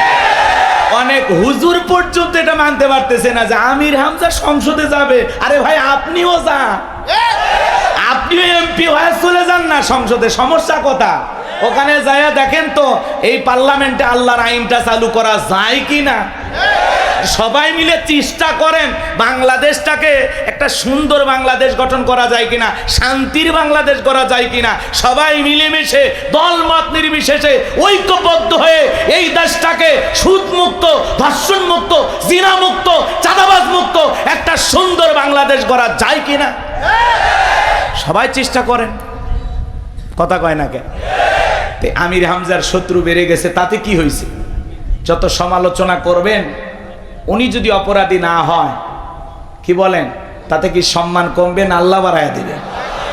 আমরা বলতে চাই আমির হামজা ভাইকে, ভাই আরো সতর্ক থেকে কথা বলবেন, কারণ আপনার প্রত্যেকটা কথা এখন রেকর্ড করা হচ্ছে, আর বাতিল শক্তিরা তাকায় আছে যে একটু নির্বিষ হয়ে গেলে ওইটা দিয়ে 14 গোষ্ঠী উদ্ধার করবে। কথা বলতে এই জন্য আমির হামজা ভাই সতর্ক থাকবেন, বিশেষ করে রসুলের ব্যাপারে কথা বলতে গেলে, আল্লাহর ব্যাপারে কথা বলতে গেলে, শব্দ চয়নের ক্ষেত্রে অবশ্যই প্রত্যেকটা বক্তা, দিনের দায়ী মুফাসসিরদের সতর্ক থাকতে হবে, যাতে রসুলের শানে চুল পরিমাণে বেয়াদবি না হয়। কথা বলে ঠিক না? আমরা এটা সতর্ক থাকবো ইনশাআল্লাহ। নবী আমাদের কলিজার টুকরা নবী, কথা বলে ঠিক কি না? নবীর সম্মান মর্যাদা কে দিয়েছেন? ওয়া ইন্নাকা লাআলা খুলুকিন আযীম, নবী হলেন পুত পবিত্র মহান চরিত্রের অধিকারী। আযীম আরবিতে এমন একটি শব্দ যার গভীরতা মাপা যায় না, বলেন আল্লাহু আকবার। যে নবী 63 বছরের জিন্দেগিতে একটি মিথ্যা কথা বলেননি, আল্লাহু আকবার বলেন।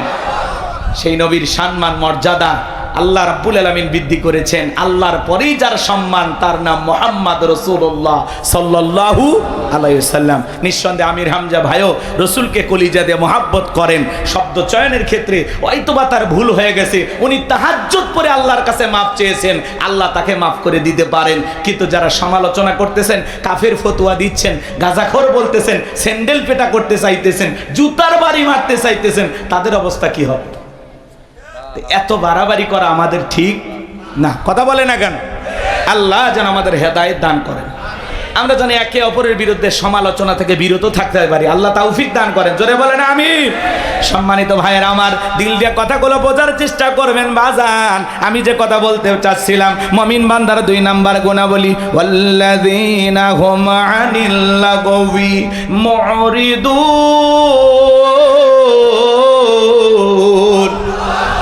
মুমিন বান্দার 2 নাম্বার গুণাবলী, অনাত্মক কথাবার্তা বলা যাবে না, আজে বাজে কথা বলা যাবে না। এক জায়গায় বসে 2-3 ঘন্টা চায়ের কাপে ঝড়, এ খারাপ সে খারাপ, অমুক ভালো না তমুক ভালো না। আরে ভাই, মানুষের সমালোচনা করেন, নিজের আত্মসমালোচনা করেন, নিজের জীবনের তুলিটিগুলো তালাশ করেন। অন্যের ভুল ধরতে ধরতে নিজে ভুলের মহাসাগরে ডুবে থাকবেন, টেরও পাবেন না। এই জন্য আমরা অন্যের ভুল না ধরে নিজের ভুল ধরার চেষ্টা করবো ইনশাআল্লাহ। প্রত্যেকটা কথা যেন হয় আত্মসমালোচনার উদ্দেশ্যে, নিজেকে সংশোধন করার উদ্দেশ্যে। তাহলে মুমিন বান্দার জবান দিয়ে যে কথা বের হবে, বুঝে শুনে কথা বলা লাগবে, কারণ আপনার আমার জবানের প্রত্যেকটা কথা রেকর্ড করতেছেন কে? মা ইয়ালফিজু মিন কওলিন ইল্লা লাদাইহি রাকিবুন আতীদ। বান্দা এমন কোনো কথা বলে না যে কথা রেকর্ড করার জন্য আমার ফেরেশতারা নাই। আপনার আমার জীবনের প্রত্যেকটা কথা রেকর্ড করা হচ্ছে, কথা বলেন ঠিক কিনা? কিরামান কাতিবিন ইয়ালামুনা মা তাফআলুন। সম্মানিত 2 জন লেখক ফেরেশতা সদা সর্বদা আপনার আমার জীবনের ডায়েরিটা লিখতেছে বাজান। এজন্য দিনের আলোতে রাতের আধারে গোপনে প্রকাশ্যে যা করতেছেন, যা বলতেছেন, সব লিপিবদ্ধ করা হচ্ছে আপনার আমার আমল নামার ডায়েরিতে। কথা বলেন ঠিক কিনা? এজন্য মুমিন বান্দা জবান দিয়ে যা ইচ্ছা তাই বলবে না। মুমিন বান্দা জবান দিয়ে সেই কথা বলবে যে কথা বললে সওয়াব হয়। কি হয়? জোরে বলেন কি হয়? মুমিন বান্দার 2 নাম্বার গুণাবলী, অনার্থক কাজ করা যাবে না। মুমিনের টাকা হলে মুমিন সিনেমা হল বানাবে না, যাত্রা গানের আয়োজন করবে না, গানের কনসার্ট দেবে না। মুমিনের টাকা হলে রাস্তার মোড়ে মোড়ে মূর্তি বানায় রাখবে না। বিগত সরকারে যারা ক্ষমতায় ছিল, 1টা 2টা নয়, রাস্তার মোড়ে মোড়ে 4.5 কোটি টাকার ভাস্কর্য বানাইছিল। 4.5 কোটি টাকা। কত টাকা চিন্তা করেন? হ্যাঁ, ভাস্কর্য বানায় লাভটা কি হলো? 5 আগস্টে মানুষ আহারে ওনার বাবার সেই ভাস্কর্য ভাঙ্গিয়া কেউ মাথার উপরে পেশাব করছে, কেউ হাতুড়ি দিয়ে বাড়ি মারছে, কেউ বা পানিতে চোবায়া জুতা মারছে। এতে ওনার বাবার সম্মান কমছে না বাড়ছে? আর যদি ওই টাকা দিয়ে উনি মসজিদ বানাইতো, মাদ্রাসা বানাইতো, এদেশের গরিব দুঃখী মানুষের জন্য খরচ করত, ওই টাকা দিয়ে যদি ভালো কিছু করতো, ওনার বাবা কবরে শুয়ে থেকে সব পেত। এজন্য মুসলমানের টাকা হলে মুসলমান কখনো ভাস্কর্য মূর্তি বানাইতে পারে না। কথা বলেন ঠিক কিনা? মুসলমানের টাকা হলে মুসলমান কি করবে? মসজিদ বানাবে, মাদ্রাসা বানাবে, ঈদগাহ মাঠ বানাবে, কবরস্থান বানাবে। কথা বলেন। এই যে আইয়ুব আলী মোল্লা ভাই, তারা এত কষ্ট করে একটা দিনী প্রতিষ্ঠান দাঁড় করাইছেন। সাইফুল ভাই সহ অনেকে অক্লান্ত পরিশ্রম করে যে একটা সুন্দর মাদ্রাসা তৈরি করেছেন, কার খুশির জন্য? জোরে বলেন। এই জন্য বাজান, টাকা দিলে, সম্পদ দিলে ভালো কাজে ব্যয় করা লাগবে, অপচয় নষ্ট করা যাবে না। মমিনের টাকা হলে মমিন ভালো ভালো কাজে ব্যয় করবে। কথা বলেন। রাস্তার মোড়ে মোড়ে লেখা রাখেন সুবহানাল্লাহ, আলহামদুলিল্লাহ, আল্লাহু আকবার, লা ইলাহা ইল্লাল্লাহ। যত মানুষের চোখ পড়বে রবের তাসবিহ পাঠ করবে, যে লিখে রাখবে তার আমল নামায়ও সব যাবে, যে তিলাওয়াত করবে তার আমল নামাতেও সব লেখা হবে। পারবো তো ইনশাআল্লাহ? যুবক যারা আছো, রাস্তার মোড়ে মোড়ে বিদ্যুতের খুঁটিতে খুঁটিতে বিভিন্ন জায়গায় এগুলো লিখে রাখবা। আল্লাহ আমাদের বুঝ দান করেন। জোরে বলেন আমিন। মুমিন বান্দার 2 নাম্বার গুণাবলী, অনার্থক জিনিস কান দিয়ে শ্রবণ করা যাবে না। এই কানে ইয়ারফোন লাগায় গান শোনা যাবে না। রূপবানে না আছে কমর দোলাইয়া, আল্লাহর ফেরেশতারা কবর নিয়ে পিটাবে ঝোলাইয়া ঝোলাইয়া। সিরাজগঞ্জের এক যুবক কানের ভিতর ইয়ারফোন লাগাইয়া রেল লাইনের উপর দিয়ে হাঁটে যাইতেছে, ট্রেন এসে ধাক্কা মেরে 3 টুকরা করে ধুয়ে গেছে। মরার পরেও কানের ভিতর ইয়ারফোন লাগানি ছিল। কয়েকদিন আগে দেখলাম একটা ছেলে টিকটক করতেছে, ট্রেনের আগে যায়, বোঝেন নাই? ট্রেন আসতেছে, ও আগে যায় 2 পকেটে হাত দিয়ে হেঁটে যাচ্ছে, সুপারস্টার সাকিব খানের মতো। এমন ভাব নিয়ে যখন হেঁটে যাচ্ছে, ট্রেন এসে ধাক্কা মেরে উল্টে ধুয়ে গেছে। পরে দেখলাম এই যে প্যান্ট চেনেন আপনারা, জিন্সের প্যান্ট পরছে, ওই জায়গায় মনে করেন পিছনের কাপড় ছিঁড়ে আর কি দেখা যাচ্ছে আর বলবো না। কি হলো তোর টিকটক করা ভাই? রেল লাইনের সামনে যায়, ট্রেন আসতেছে, দাঁড়াইয়া টিকটক করতেছে, ট্রেন এসে ধাক্কা মেরে ফেলা দিয়ে গেছে, প্যান্ট ছিঁড়ে পিছনের জিনিস দেখা যাচ্ছে। কথা কন ঠিক না? এরকম পাগল ছাগল আছে না নাই? রেল লাইনে যায়া কানের ভিতরে ইয়ারফোন লাগায়া পা এরকম করতেছে আর গান শুনতেছে। ট্রেন আসতেছে, টের পাইতেছে না, কানের ভিতরে খালি তুম তুম তুম আওয়াজ। ও ট্রেনের শব্দ আর শোনেনি। ট্রেন এসে বলতেছে ঠিক আছে থাকেন, ও একের ফিসে থুয়ে চলে যায়। কথা কন ঠিক না? তাহলে যুবক, এই কান আল্লাহ গান শোনার জন্য দেয় নাই। হক্কানে উলামা ইকরামদের বয়ান শুনতে হবে, ইসলামী সঙ্গীত শুনতে হবে, কোরআন তেলাওয়াত শ্রবণ করতে হবে। এই কান দিয়ে ভালো ভালো কথা শ্রবণ করা দরকার আছে না না? তাহলে মুমিন বান্দার 2 নাম্বার গুণাবলী, জবান দিয়ে সে কথা বলবো যে কথা বললে সব হয়, সমাজে সেই কাজ চালু করব যেই কাজ চালু করলে সব হয়। এই কান দিয়ে সেই জিনিসগুলো শ্রবণ করব যেগুলো শুনলে সব হয়। এক কথায় সব আছে যেখানে, সব আছে যেখানে, গুনাহ আছে যেখানে। আল্লাহ পাক আমাদের সবাইকে গুনাহ মুক্ত জিন্দেগি দান করেন। জোরে বলেন আমিন। শোনেন, সহজ কথা, মন্দ কথা বলবো না, মন্দ কাজ করব না, মন্দ কিছু শুনবো না ইনশাআল্লাহ। এইবার মুমিন বান্দার 3 নাম্বার গুণাবলী আল্লাহ রাব্বুল আলামিন জানিয়ে দিলেন, ওয়াল্লাযীনা হুম লিয-যাকাতি ফাঈলুন। মুমিন বান্দার 3 নাম্বার গুণাবলী আল্লাহ রাব্বুল আলামিন জানিয়ে দিলেন, মুমিন বান্দাকে আল্লাহ যদি নিসাব পরিমাণে সম্পদের মালিক বানায় দেয়, মুমিন বান্দাকে আল্লাহ যদি ধনী বানায় দেয়, মুমিন বান্দা সক্রিয়ভাবে হিসাব করে করে বছরে যাকাত দেবে কার ভয়ে? যাকাত দেওয়া ধনীদের জন্য নফল না ফরজ। নামাজ আদায় করা যেমনি ফরজ, যাকাত দেওয়া তেমনি ফরজ। যাকাত হলো আর্থিক ইবাদত। আল্লাহু আকবার। এ ভাই বসেন বসেন, আর কয়েকটা মিনিট, আমি খুব দ্রুত গতিতে শেষ করে দেবো ইনশাআল্লাহ। 7টা গুণাবলী একটু শুনে যান বাজান, আমল করার নিয়তে একটু বসেন। এত দূর থেকে কষ্ট করে আসলাম, যদি না শোনেন খারাপ লাগবে না? একটু বসেন, 10-15 মিনিটের মধ্যে আমি ছেড়ে দেবো ইনশাআল্লাহ। এই যুবক, ভাইয়া ভাইয়া, ও ভাইয়া ভাই বসেন।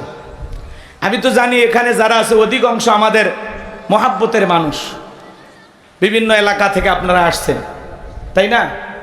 একটু মহাব্বত করে আসছেন, আমারে ফেলায় চলে যাবেন? হ্যাঁ, আমি জানি আপনাদের ব্যস্ততা আছে, কর্মজীবন আছে, বেশি রাত পর্যন্ত কথা শোনা আপনাদের জন্য কষ্ট।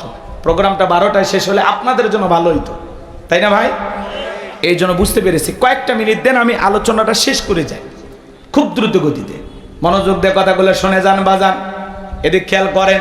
যুবক, 4 নাম্বার গুণাবলী এসে গেছে না? এই যে 3, এরপরই তো 4, তোমাদেরই ওয়াজ হবে ইনশাআল্লাহ।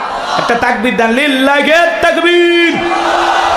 তাহলে মুমিন বান্দার 3 নাম্বার গুণাবলী, ওয়াল্লাযীনা হুম লিয-যাকাতি ফাইলুন। মুমিন বান্দার 3 নাম্বার গুণাবলী, আল্লাহ যদি মুমিন বান্দাকে সম্পদ দান করে, নিসাব পরিমাণের সম্পদের মালিক বানায় দেয়, মুমিন বান্দা সক্রিয়ভাবে বছরে কয় লাখ টাকার কয় হাজার টাকা যাকাত আসবে, কয় কোটি টাকার কয় লাখ টাকা যাকাত আসবে, মুমিন বান্দা সক্রিয়ভাবে হিসাব করে করে বছরে যাকাত দেবে কয় দিন? জোরে বলে। সম্পদের উপরে যাকাত ফরজ দিতে হবে কয় দিন? বছরে একদিন যাকাত দেবেন, বছরে একদিন। আরে ভাই, যারা যাকাত দিচ্ছেন তারা শুকরিয়া আদায় করবেন, আল্লাহর কাছে বলবেন, আল্লাহ আমার মতো হতভাগাকে যে আপনি যাকাত দাতা হিসেবে কবুল করেছেন, আলহামদুলিল্লাহ। হে রব, তোমার শুকরিয়া যে যাকাত দাতাদের মধ্যে আমিও একজন। এ কথা কন না, দেন না যাকাত? রাগ করেন নাকি আপনারা? ভালো করে বোঝার চেষ্টা করবেন বাজান গো আমার। যাকাত দাতাদের তালিকায় আল্লাহ আপনাকে কবুল করেছে। আল্লাহ হাত এই জায়গায় রাখে নাই, আপনাকে মোহাব্বত করে হাত রাখছে কোন জায়গায়? জোরে বলেন। ভালো করে বোঝার চেষ্টা করবেন। যাকাত দিলে ধনীর সম্পদ কমে না বাড়ে? ভালো করে বোঝার চেষ্টা করবেন বাজান। এই বাংলাদেশের 54 বছর কেটে গেল, প্রত্যেকবার প্রধানমন্ত্রী হয়েছে মুসলমান, এরপরে এ দেশে কেউ শান্তির একটা বাংলাদেশ কায়েম করতে পারলো না। প্রত্যেকটা নেতা নির্বাচনের আগে বলে দারিদ্র মুক্ত বাংলাদেশ গড়ব, কিন্তু কোনো মানুষ আজ পর্যন্ত দারিদ্র মুক্ত বাংলাদেশ গড়তে পারলো না। মনে রাখবেন, বাংলাদেশকে যদি দারিদ্র মুক্ত বাংলাদেশ গড়তে চান, যত বড় নেতা আসেন, আমাদের একটা কথা আপনারা আমল করবেন। আল্লাহ তাআলা যে বিধান দিয়েছেন, যাকাত ভিত্তিক অর্থনীতি দিয়েছেন, এই যাকাত ভিত্তিক অর্থনীতি চালু না হওয়া পর্যন্ত বাংলাদেশকে দারিদ্র মুক্ত করা সম্ভব হবে না। যাকাত ভিত্তিক অর্থনীতি চালু করা লাগবে। আমাদের দেশে যাকাত ভিত্তিক অর্থনীতি নাকি সুদ ভিত্তিক অর্থনীতি? সুদ ভিত্তিক অর্থনীতি হালাল না হারাম? এই হারাম অর্থনীতি দিয়ে কঠিনকালে বাংলাদেশকে দারিদ্র মুক্ত করা সম্ভব হবে? বাংলাদেশকে দারিদ্র মুক্ত করতে হলে যাকাত ভিত্তিক অর্থনীতি চালু করা লাগবে। শোনেন শোনেন, এদিক শোনেন। আমার দেশের ধনীরা যাকাত দেয় কিভাবে জানেন? ইনি ধনী মানুষ, যাকাতের সে 1 কোটি টাকা, কোনো মতে 5-10 লাখ টাকা যাকাত দিয়ে নিজের 90 লাখ টাকা যাকাত নিজে মেরে খায়। উনি ধনী মানুষ, যাকাতের সে 10 লাখ টাকা, কোনো মতে 2-1 লাখ টাকার যাকাত দিয়ে নিজের 6 লাখ টাকা যাকাত নিজেই মেরে খায়। এদেশের ধনীরা যাকাত মানেই পাইছে শাড়ি আর লঙ্গি। কয় অমুক নেতা সেরাগালি বদনা অমুক স্কুল মাঠে যাকাতের শাড়ি লঙ্গি বিতরণ করবে, আপনারা আসবেন। বাপ রে বাপ, শাড়ি লঙ্গি 5000, মানুষ আসছে 50,000। ঠেলা ঠেলি আর গুদাগুদি করিয়া পায়ের তলে পরে 8 জন মারা গেছে। প্রত্যেকটা চ্যানেলে নিউজ হচ্ছে অমুক শিল্পপতি যাকাত দিতে গিয়া 8 জন মানুষ মারা গেছে। মনে রাখবেন, যাকাত দিতে গিয়ে এইভাবে পায়ের তলে পড়ে যদি মানুষ মারা যায়, কিয়ামতের ময়দানে যাকাত দেওয়ার সব তো দূরের কথা, মানুষ হত্যাকারীর গুনাহ নিয়ে আপনাকে জাহান্নামে যেতে হবে। এটা যাকাত দেওয়ার পদ্ধতি না, এটা যাকাত দেওয়ার সিস্টেম না। আর যাকাত মানে শাড়ি লঙ্গি না। এমন লঙ্গি দেয় 200 টাকা দাম, লিটল লঙ্গি, পরে থাকলে ওর জান্নাত জাহান্নাম সব দেখা যায়। এমন শাড়ি দেয় 300 টাকা দাম, ধুয়ে দিলে শাড়ি না মশারি খুঁজে পাওয়া যায় না। এই বড় লোক, এই শাড়ি তোমার বউরে পরাবা। হ্যাঁ, যাকাতের শাড়ি লঙ্গি দিয়ে লাভ নাই। আর দিলেও মানসম্পন্ন রুচি সম্পূর্ণ কাপড় দিতে হবে, উল্টাপাল্টা পোশাক দিলে হবে না। কথা কন। হযরত ওমর ফারুক ডেকে বলেন, তোমরা যাকাতের অর্থ এমন ভাবে দাও যাতে ওই ব্যক্তি যাকাতের জন্য আর কারো দুয়ারে হাত না পাতে। আল্লাহু আকবার বলেন। এই ছেলেটা বেকার বসে আছে, যাকাতের 1.5 লাখ টাকা করে দেন, 500 টাকা দিয়ে লাভ নাই। অনেকে 500 টাকা 1000 টাকা করে বিলে আর বলে যাকাত দিছি, দিয়ে একেবারে ফাটিয়ে ফেলে দিছে। 500 টাকা দিয়ে মানুষের ভাগ্যের কোনো পরিবর্তন হবে? এই ছেলেটাকে যাকাতের 1.5 লাখ টাকা দেন, দিয়ে এই নসের মার্কেটে একটা ছোটখাটো দোকান ধরাইয়া দেন। আল্লাহ চাইলে 5-7 বছর ব্যবসা বাণিজ্য করে ভবিষ্যতে এই ছেলে নিজেও যাকাত দিতে পারে। এই ছেলেটা বেকার বসে আছে, ওরে যাকাতের 1.5 লাখ টাকা দিয়ে একটা অটো ভ্যান রিক্সা কিনে দেয়, ওর একটা কর্মস্থানের ব্যবস্থা হলো, দৈনিক 500-700 টাকা ইনকাম করবে। ওই ছেলেটা আর বেকার থাকলো। একটা বিধবা অসহায় নারী আসছে, শাড়ি দিয়ে কি লাভ, সেলাই মেশিন কিনে দেন, 2টা ছাগলের বাচ্চা কিনে দেন, 2টা গাভী গরু কিনে দেন, এগুলো লালন পালন করে ভাগ্যের চাকা ঘোরাবে। কথা বলে ঠিক কিনা? যাকাতের অর্থ দিয়া যাতে মানুষের কর্মস্থানের ব্যবস্থা হয়, সেই টাকা সেইভাবে ব্যয় করা লাগবে। কথা বলে ঠিক কিনা? কিন্তু এই দিক খেয়াল করেন, সুদ ভিত্তিক অর্থনীতি দিয়ে সমাজে শান্তি আসবে না। শান্তি আনতে হলে জাকাত ভিত্তিক অর্থনীতি চালু করা লাগবে, রাষ্ট্রীয়ভাবে জাকাত আদায় করা লাগবে। আজকে বাংলাদেশে এত মন্ত্রণালয় আছে, একটা জাকাত মন্ত্রণালয় চালু করতে হবে। আর এই জাকাত মন্ত্রণালয়ের দায়িত্ব এই দেশের বিজ্ঞ ইসলামিক স্কলার, দিনের দায়ী আলেমদের কাঁধে দেওয়া লাগবে। ওই গুমসোর, বিকাশের টাকা চোর, লুটপাটকারী ওদেরকে দিলে হবে না, ওরা দেশের টাকা বিদেশে পাচার করবে। দেওয়া লাগবে কাদের কাছে? আলেমদের কাছে। আলেমেরা কি করবে? সমস্ত ধনীদের তালিকা করবে। শোনেন, উনি ধনী মানুষ, জাকাত দেবে না মানে? আপনি বলেন তো আপনার ব্যাংকে কত টাকা, বালিশের নিচে কত, খাটের নিচে কত, গোপন সিন্ধিকে কত, বইয়ের অ্যাকাউন্টে কত? আপনার জাকাত আসছে 2,75,72,500 টাকা। ধনী জাকাত দেবে না, জাকাত আদায় করা হবে। ভাই এরকম হাত এরকম করি, আপনি রাগ করেন না তো? ভাইবেন না যে আপনারই করছি, সবাই করছি, সবাই। রাগ করতেছেন নাকি আপনারা? হ্যাঁ, এবার আবার এই পাশে আমাদের প্রধান অতিথি বসে আছেন সাজ্জাদুর রহমান ভাই, আপনি আবার রাগ করেন না যে হুজুর আমারই মনে দেখাইতেছে, এরকম না। আপনারা কেউ নিজের মনে করবেন না, এটা আমার আলোচনার একটা স্টাইল বলতে পারেন। রাগ করতেছেন নাকি আপনারা? একটু নাড়াচাড়া এদিক ওদিক না বলে তো বুঝবেন না। আমি যদি চোখ বন্ধ, ভাই রে কি ওয়াজ শুনবেন? অতএব একটু নাড়াচাড়া করলে আমারও ঘুম আসবে না। প্রত্যেক রাত জাগা বোঝেন না, মাঝে মাঝে ঘুম চলে আসে। কষ্ট হচ্ছে আপনাদের? তাকবীর দেন, লিল্লাহি তাকবীর। আলেমেরা সমস্ত ধনীদের তালিকা করে জাকাত আদায় করবে। এরপরে জাকাত কালেকশন করার পরে তারা একটা নির্দিষ্ট আবার তালিকা করবে, জাকাতের 8টা খাত অনুযায়ী কারা কারা জাকাত পাওয়ার উপযুক্ত, সেই তালিকা করে সঠিক পদ্ধতিতে জাকাত বন্টন করা লাগবে। এই দেশে জরিপ করে আমরা দেখেছি, যদি 10 বছর, এখন জরিপ করা হয়েছে মাত্র 7 বছর হলেও এইভাবে জাকাত কালেকশন করে আর সঠিক পদ্ধতিতে যেই ব্যক্তি জাকাত পাওয়ার উপযুক্ত তাদের কাছে যদি জাকাতের অর্থ পৌঁছে দিতে পারি, 7 থেকে 10 বছরের মধ্যে বাংলাদেশে জাকাত খাওয়ার মতো একজন গরিব খুঁজে পাওয়া যাবে না। বলেন আল্লাহু আকবার। এই জন্য ধনী জাকাত দিতে চায় না, জাকাত আদায় করা লাগবে। একটা ছোট্ট ঘটনা 2 মিনিটে বলি। আল্লাহর নবী মুসা আলাইহিস সালামের নাম আপনারা শুনেছেন, বলবো?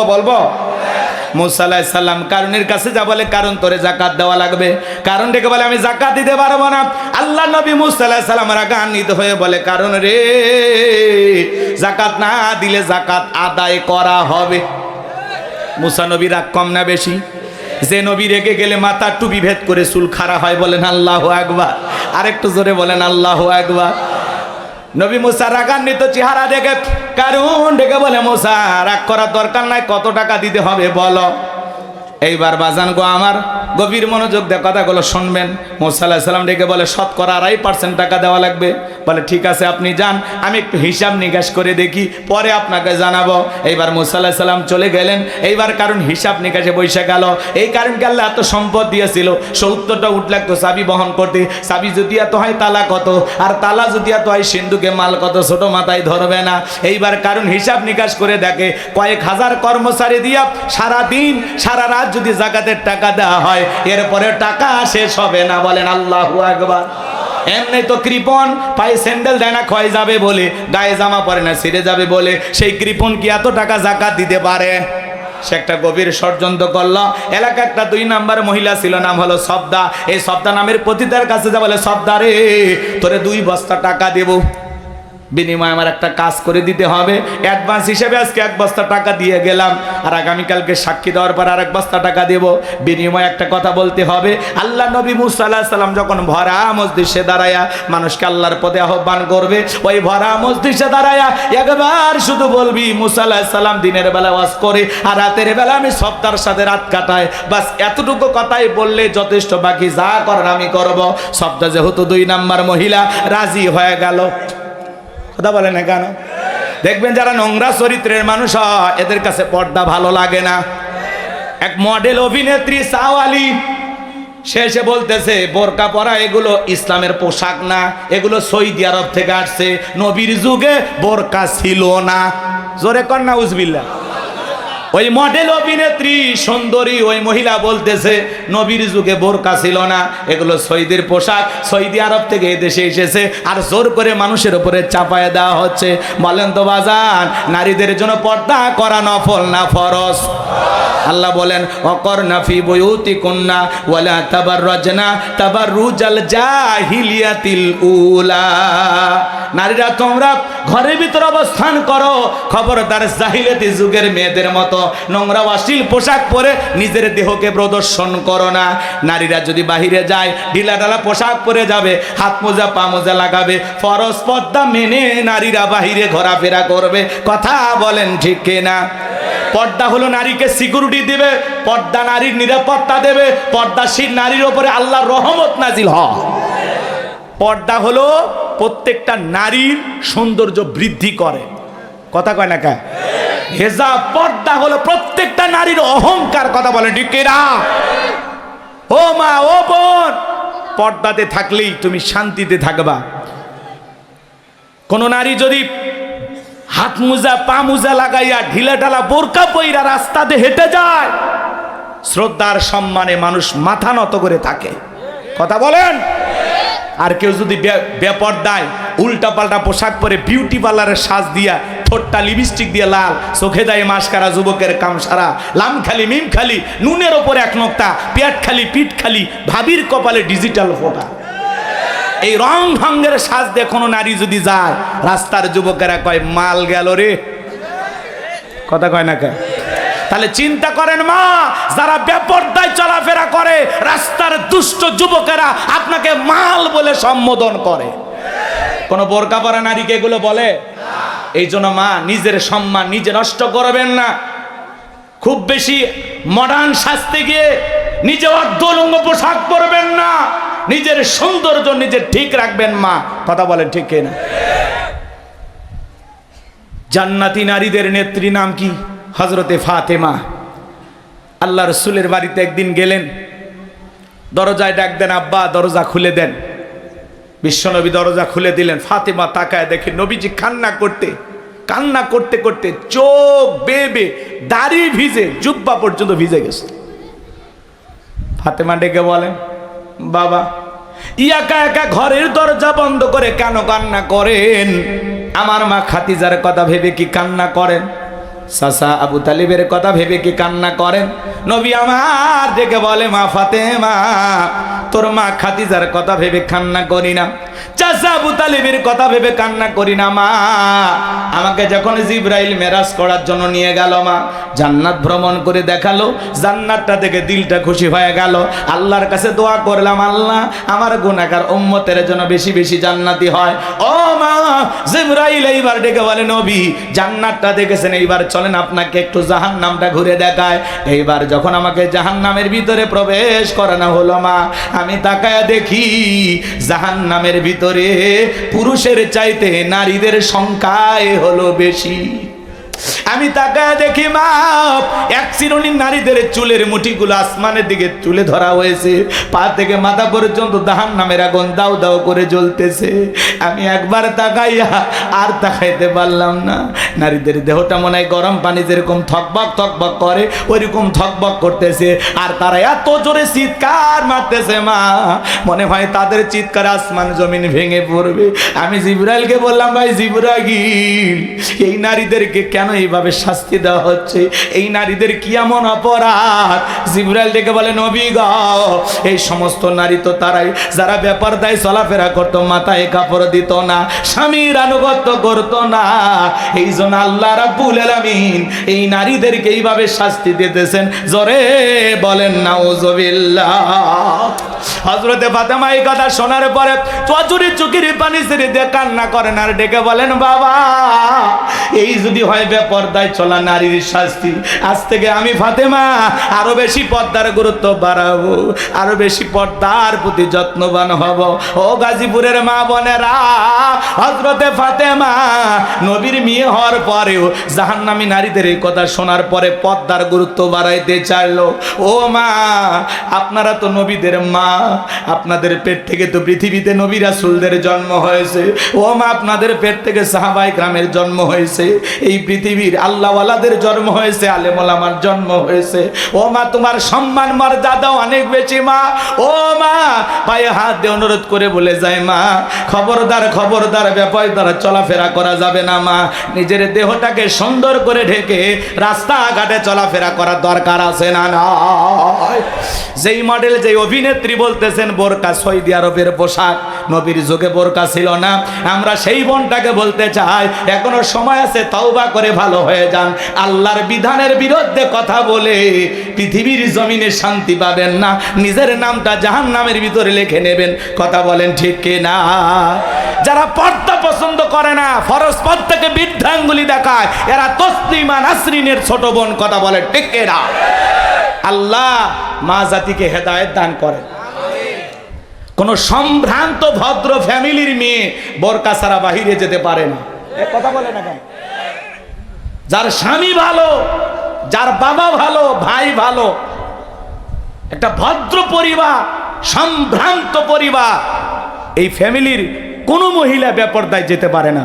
কথা বলে, খালি গাড়িটা দামি হলে হবে না, বাড়িটা দামি হলে হবে না, নিজের বউটাকেও দামি পোশাক পরাতে হবে। আর সেই দামি পোশাকের নাম হলো পর্দা। বাইরে যখন বউকে নিয়ে ঘুরতে যাবেন, পর্দা করায় নিয়ে যাবেন। কথা কন নাকি আপনারা?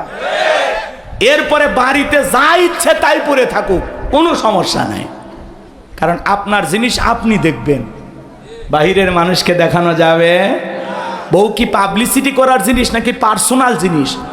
আমার বউ আমি দেখবো, আমি এলাকার মানুষকে দেখাবো, বন্ধু বান্ধবকে দেখাবো? যারা নিজের বউকে মানুষের সামনে প্রদর্শন করে, মানুষকে দেখা, এদের রুচিতে সমস্যা। কথা কন, এদের রুচিতে সমস্যা। কথা কন ঠিক কি না? আল্লাহ আমাদের হেদায়েত দান করে। আর একটু জোরে বলেন আমিন। মন খারাপ করবেন না আমার ভাইয়েরা, দিল দিয়ে কথাগুলো বোঝার চেষ্টা করবেন। মন খারাপ করছেন মনে হয় আপনারা। এইবার সফদা নামের সেই মহিলা রাজি হয়ে গেল। পরের দিন সকালবেলা আল্লাহর পয়গাম্বর মুসা আলাইহিস সালাম হাজার হাজার জনতার সামনে ওয়াজ করতেছেন, সুন্দর করে উপদেশ দিতেছেন। ওই ভরা মজলিসে মুসা আলাইহিস সালামের আলোচনা শোনার পরে সফদা নামের সেই নারীর চোখের পানি দিয়ে, চোখ দিয়ে পানি ঝরতেছে। বলুন আল্লাহু আকবার। এবার নারীটা অজরে চোখের পানি ছেড়ে দিয়ে কান্না করতেছে। কারণ ডেকে বলে তাড়াতাড়ি করে দাঁড়াও, বলেন আর একটু শুনি। এইবার দুইজন লোক পাঠা দিয়েছে। ওরা বলে নেতা গতকাল রাত্রিতে 1 বস্তা টাকা দিয়েছে, আর 1 বস্তা টাকা আছে, তাড়াতাড়ি করে সাক্ষী দিয়ে টাকার বস্তাটা নিয়ে যা।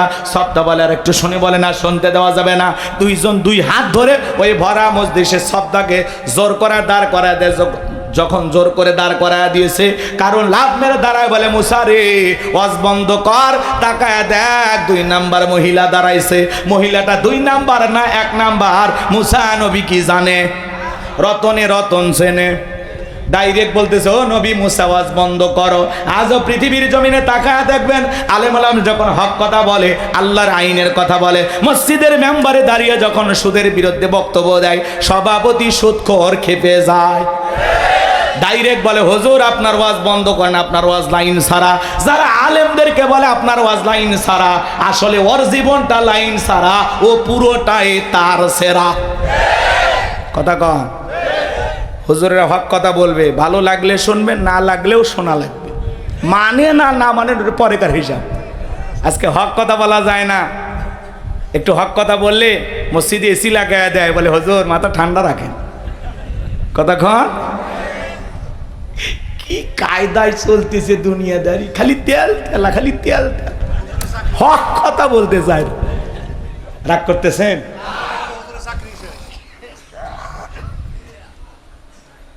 অনেক রাত হবে, কষ্ট আপনাদেরকে দেব না বাজার। মনে রাখবেন, আলেমদের কথা বলতে যারা বাধা দেবে, এই পৃথিবীর জমিনে বিশ্ব নবীকে কোরআন তেলাওয়াতে বাধা দিয়েছিলেন কারা? নবীর দাওয়াতে বাধা দিয়েছিলেন কারা? কাফেররা। কথা বলেন। তারা স্লোগান দিয়েছিল, অকাল আল্লাযীনা কাফারু লা তাসমাউ লিহাযাল কুরআনি ওয়ালগাউ ফিহি লাআল্লাকুম তাগলিবুন। কাফেররা বলল কোরআন শ্রবণ করো না, যেখানে মুহাম্মদ কোরআনের আলোচনা করে, কোরআন তেলাওয়াত করে, ওই জায়গায় হট্টগোল সৃষ্টি করো, তালি বাজাও, শীষ দাও, লাফালাফি করো, ঢোল পিটাপিটি করো, যে অবস্থায় পারো মুহাম্মাদের কোরআন তেলাওয়াত বন্ধ করো। বলেন তো বাজান, ওরা কি বন্ধ করতে পেরেছিল? ওরা মনে করে কোরআন বন্ধ করলে বিজয় লাভ করতে পারবো, ওরা তো বন্ধ করতে পারে নাই। আজও বাংলার জমিনে দেখবেন এমনও মানুষ আছে, যাত্রা হলে কোনো সমস্যা নাই, গান বাজনা সমস্যা নাই, বাণিজ্য মেলার নামে রাত 12টার পরে নর্তকীর গায়ে একটা সুতার কাপড় থাকে না, ওখানে 144 জারি করা হয় না। এই দেশে যারা তাফসিরুল কোরআন মাহফিলে, ওয়াজ মাহফিলে 144 জারি করে আলেমদের কথা বলতে বাধা দেয়, আমার বিশ্বাস ওদের জন্ম মুসলমানের ঘরে হতে পারে না। মুসলমান কোরআনের পক্ষে থাকবে, কোরআনের বিরোধিতা করতে পারে না। লম্বা হবে বাজান, লম্বা করব না। এইবার সবদা দাঁড়িয়ে গেছে, কারণ ডেকে বলে সবদা তোমার যা বলার তুমি বলো, আমি তোমার সাথে আছি। সবদা বলতেছে কারণ বৈশা পারো, আমি যেহেতু দাঁড়িয়েছি বলার জন্য আমাকেই বলতে দাও। এইবার সবদা বলতেছে জনগণ শোনো দিয়া মন, আমি জীবনে কোনোদিন মুসা নবীকে দেখি নাই, আজকে মুসা নবীকে দেখার পরে আমার পাষাণ হৃদয় গইলা গেছে। আমি সিদ্ধান্ত নিয়েছি আর খারাপ কাজ করব না, অশ্লীল কাজ করব না, আমি তওবা করে ঈমান গ্রহণ করব। আলেমদের শুনে বেনামাজি নামাজি হয়ে যায়, সুদখোর ঘুষখোর ভালো হয়ে যায়, বেপরদায় সালামা বোনেরা পর্দা করে, দাড়ি কাটা যুবকটা দাড়ি রাখে। ভালো করে বোঝার চেষ্টা করবেন। এইবার সবটা বলতেছে আপনারা কি জানেন এই কারণ কেন লাফালাফি করতেছে? গতকাল রাত্রিতে আমার বাড়িতে গিয়েছিল, 1 বস্তা টাকা আমারে দিয়েছে, আর 1 বস্তা টাকা রেডি রেখেছে, বিনিময়ে আমাকে এই কথা বলতে হবে। নবী মুসা আলাইহিস সালাম দিনের বেলা ওয়াজ করে আর রাতের বেলা আমি সবদার সাথে রাত কাটাই, কিন্তু আপনাদেরকে সাক্ষী রেখে বলতেছি মুসা নবীর চরিত্র ফুলের চাইতেও পবিত্র। ওই কারণ হলো আমি সবদার নিয়মিত ভক্ত। আল্লাহু আকবার বলেন। ওয়ামাকারু ওয়ামাকারাল্লাহ ওয়াল্লাহু খায়রুল মাকিরিন। খেলা কার? যে গর্ত করেছে নিজের গর্তে নিজেই পড়েছে। কথা বলে ঠিক কি না? যারা কোরআনের ফাঁকে আল্লামা সাইদি হুজুরের বিরুদ্ধে সাক্ষী দিয়েছিল, তারা এখন বলে আমাদেরকে পিস্তল ঠেকিয়ে সাক্ষী দিতে বাধ্য করেছে। শুকরঞ্জন বালি আল্লামা সাইদির জানাজায় যা বলে সাইদি সাহেব হত্যাকারী ছিল না, ধর্ষণকারী ছিল না। কথা বলে কোরআনের পাকে আল্লামা সাইদি হুজুরকে 13 বছর মিথ্যা মামলা হামলা দিয়ে জেলখানায় বন্দী করে রেখেছিল। সেই সাইদি হুজুর বিদায় নেওয়ার 1 বছর পার না হতেই আল্লাহ ওদের ক্ষমতার চেয়ার থেকে বিদায়ের ঘন্টা বাজায় দিয়েছে। সাইদি সাহেব একজন জামানার বড় আলেম ছিল, দ্বীনের দায়ী ছিল। 50 বছর নিরলসভাবে কোরআনের তাফসীর করেছেন। এই বাংলাদেশের তাফসীর জগতের রূপকার ছিলেন আল্লামা সাইদি হুজুর। সেই মানুষটাকে বিদায় করছে। এখনো আওয়াজ শুনলে মনে হয় কলিজাটা ঠান্ডা হয়ে যায়। কি কণ্ঠ, কি তিলাওয়াত, কি কথা বলার ধরন, মাশাআল্লাহ। এরকম সাইদি আর পাবো? সে সাইদি সাহেবের সন্তানেরা, সুযোগ্য সন্তানেরা, ওনারা ডক্টর জাকির নায়েকের সাথে কথা বলে তার একটা প্রোগ্রাম আগামী নভেম্বর মাসে তাদের এলাকায় করার একটা চিন্তা ভাবনা করতেছেন। ডক্টর জাকির নায়েক তিনি আগামী নভেম্বর মাসে বাংলাদেশে আসবেন। সাইদি সাহেবের পরিবারের আমন্ত্রণ গ্রহণ করেছেন, দাওয়াত গ্রহণ করেছেন। বলেন মারহাবা। তাহলে ডক্টর জাকির নায়েক যদি আসে, কি বলেন 2-4 লাখ মানুষ হবে কিনা? কিন্তু উনি আসবে, কথা বলবে। আলহামদুলিল্লাহ, ওনার জন্য আমরা দোয়া করি। একজন ডক্টর মানুষ, তারপরে ইসলাম প্রচারের জন্য অনেক অনেক বড় ভূমিকা পালন করেছেন। কথা বলে ঠিক কিনা? অসংখ্য মানুষ তার হাতে কালেমা পড়ে মুসলমান হয়েছেন। কথা বলে ঠিক কিনা? তার বিরুদ্ধে অনেক আমাদের মতো হুজুরেরা কথা বলে, হুজুর আপনার ওয়াজ শুনে তো 10 জনও কালেমা পড়লো না। আর উনি ডক্টর জাকির নায়েক, তার বয়ান শুনে ভারতে কত হাজার মানুষ মুসলমান হয়েছে। ভারতের সরকার তার বিরুদ্ধে গ্রেপ্তারি পরোয়ানা জারি করেছিল, তার চ্যালেঞ্জ বন্ধ করে তাকে দেশেই থাকতে দেয়নি। কথা বলেন। তার মানে তিনি একজন মাজলুম দ্বীনের দায়ী। কথা বলে ঠিক কিনা? আমরা দোয়া করছি উনি বাংলাদেশে আসবেন ইনশাআল্লাহ। কেউ দিন প্রচারের জন্য কবুল করেন, এটা জোরে বলেন আমিন। কষ্ট হচ্ছে আপনাদের, আমার ভাইয়েরা মন খারাপ করবেন না, কষ্ট মনের মধ্যে নেবেন না বাজান গো আমার। এইবার যখন গোপন তত্ত্ব ফাঁস হয়ে গেল, নবী মুসা আলাইহিস সালাম ডেকে বলে আল্লাহ চাইতে গেছিলাম যাকাত, আর আমার বিরুদ্ধে এত বড় মিথ্যা অপবাদ। মেনে নেওয়া যায় না। আল্লাহ আপনি জমিনকে অর্ডার দেন, জমিন যেন কারণে ধন সম্পদ সহ কারণকে গ্রাস করে ফেলে। আল্লাহ দোয়া মঞ্জুর করলেন, এইবার কারণে ধন সম্পদ সহ জমিনের ভিতরে হাঁটু পর্যন্ত চলে গেছে। ও বলে ব্যাপার না, উঠতে পারবো। এইবার যখন মাজা পর্যন্ত চলে গেছে, কোমর পর্যন্ত চলে গেছে, ও বলে দেহে শক্তি আছে, উঠতে পারবো, ব্যাপার না। এইবার যখন জমিনের ভিতরে গলা পর্যন্ত চলে গেছে বাজার, কারণ ডেকে বলে, ও নবী মুসা, ধন সম্পদ যা আছে সব তোমার আর তোমার আল্লাহর, তুমি নিয়ে যাও, জানটা একটু ভিক্ষা দাও। মুসা আলাইহিস সালাম ডেকে বলে, আল্লাহুস সামাদ, আমার আল্লাহ অমুখাপেক্ষী, আমার আল্লাহ কারো কাছ থেকে কিছু চায় না, আমার আল্লাহ শুধু দিয়েই যায়। তবে তোর ধন সম্পদ নিয়ে বেশি বাড়াবাড়ি ছিল, কারণ রে মরার আগে শুনে যা, তোর ধন সম্পদ সহ জমিনের ভিতরে চলে যাবি। আর পৃথিবীর ইতিহাসে তোর মতো যারা সম্পদ জমা রাখবে, আল্লাহ রাস্তায় খরচ করবে না, যাকাত দেবে না, কঠিন কিয়ামতের ময়দানে তুই কারুনের কাতারে দাঁড় করায়া আল্লাহ তাদেরও বিচার করবে। সূরা তাওবার ভিতরে আল্লাহ স্পষ্ট বলেছেন, যারা স্বর্ণরূপা টাকা পয়সা জমা রাখে, আল্লাহ রাস্তায় খরচ করতে চায় না, তাদের জন্য কঠিন আযাবের সুসংবাদ। এজন্য বাজান, ধনী যাকাত দিলে সম্পদ কমে না বাড়ে। প্রত্যেক বছর হিসাব করে করে যাকাত দেবেন তো ইনশাআল্লাহ। প্রত্যেক বছরে হিসাব করে করে আল্লাহর কোন কোন বান্দা যাকাত দিতে রাজি, দুই হাত তুলে আল্লাহকে দেখান।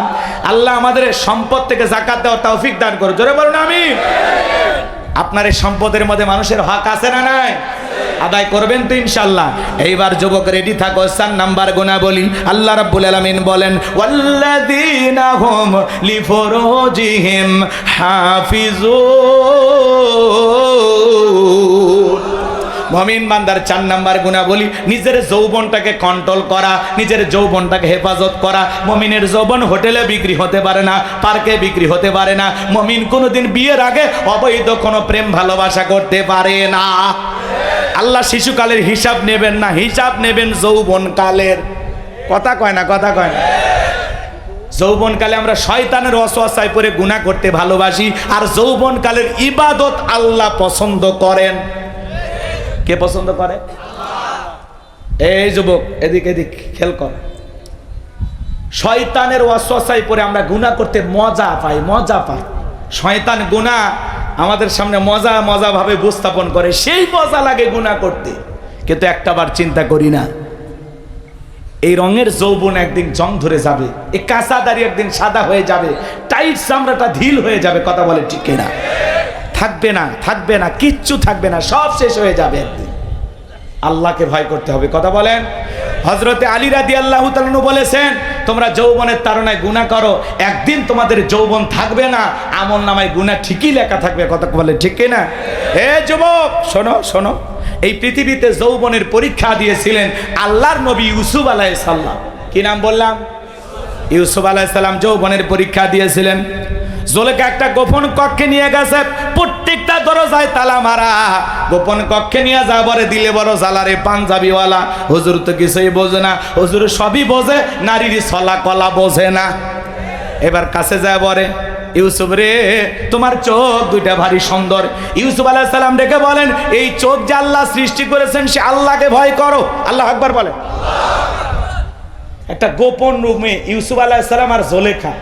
এখনকার যুবকের এরকম চান্স পেলে কি করবে? কথা কন। এরকম চান্স এখনকার যুবকের এতটা নোংরা হয়ে গেছে, বাসের ভিতরে গণধর্ষণ, সিএনজিতে গণধর্ষণ, রেল লাইনে ধর্ষণ, পাট খেতে ধর্ষণ। কথা কয় না কে? প্রেম করছে এক যুবক, প্রেমিকাকে নিয়ে গেছে দেখা করার জন্য, আর 8-10 জন বন্ধু বান্ধব মিলে প্রেমিকাকে গণধর্ষণ করে। জোরে কর নাউজুবিল্লাহ। এই সমাজে এই অপরাধগুলো কমছে না বাড়ছে? এই বাংলাদেশকে যদি ধর্ষণ মুক্ত করতে চান, তাহলে আল্লাহর কোরআনের আইন দিয়া এই জিনাকারী নারী পুরুষের বিচার করা লাগবে।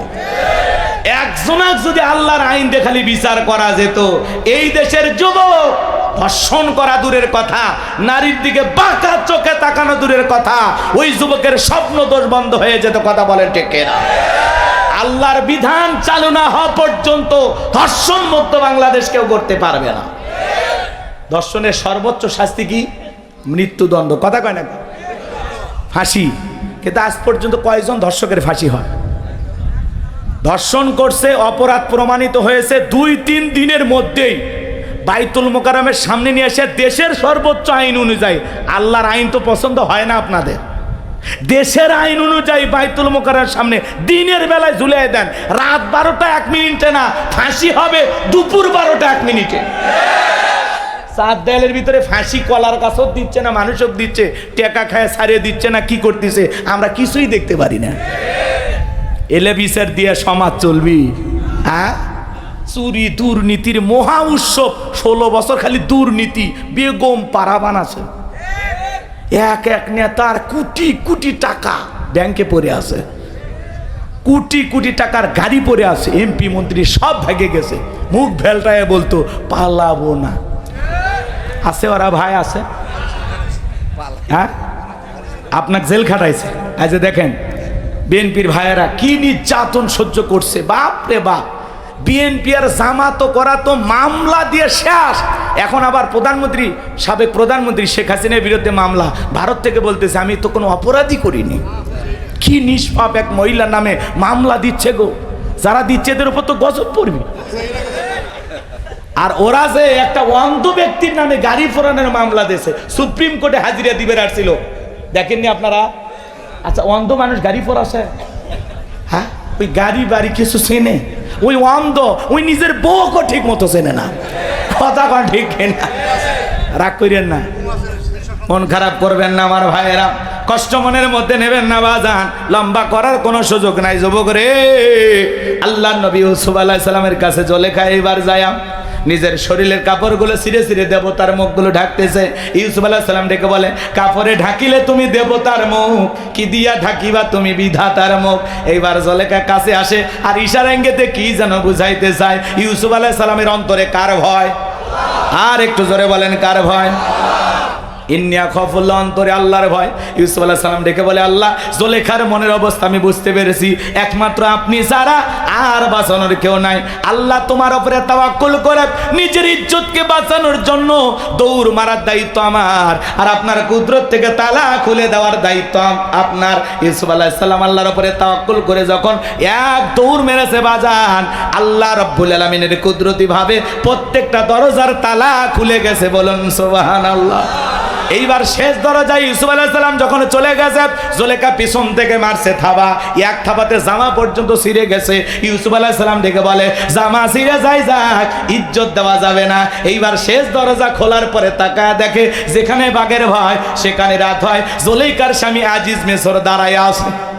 আজিজ মিসরকে দেখা মাত্র জুলেখা নেকা কান্নার অভিনয় শুরু করে দিল। কিছু কিছু মহিলা দেখতেন না, কথা বলার আগে কান্দে দেয়, দুনিয়াতে আমার কেউ নাই। কেউ নাতে বেঁচে আসো কিভাবে, কথা কর। কিছু কিছু মহিলা দেখবেন কথা বলার আগে কান্দে দেয়, এমন ভাবে কান্নাকাটি করে মামলা জিততে চায়, মনে হয় মেয়েটা নিষ্পাপ। যেই মেয়ে যত বেশি কাঁদবে বুঝবেন ওর ভিতরে তত ভেজাল আছে। যার বউ বেশি কান্নাকাটি করে ধমক দেবেন, মেরে চুপ, খবরদার কাঁদবি না। ঘটনা কি হয়েছে আগে খুইলে ক।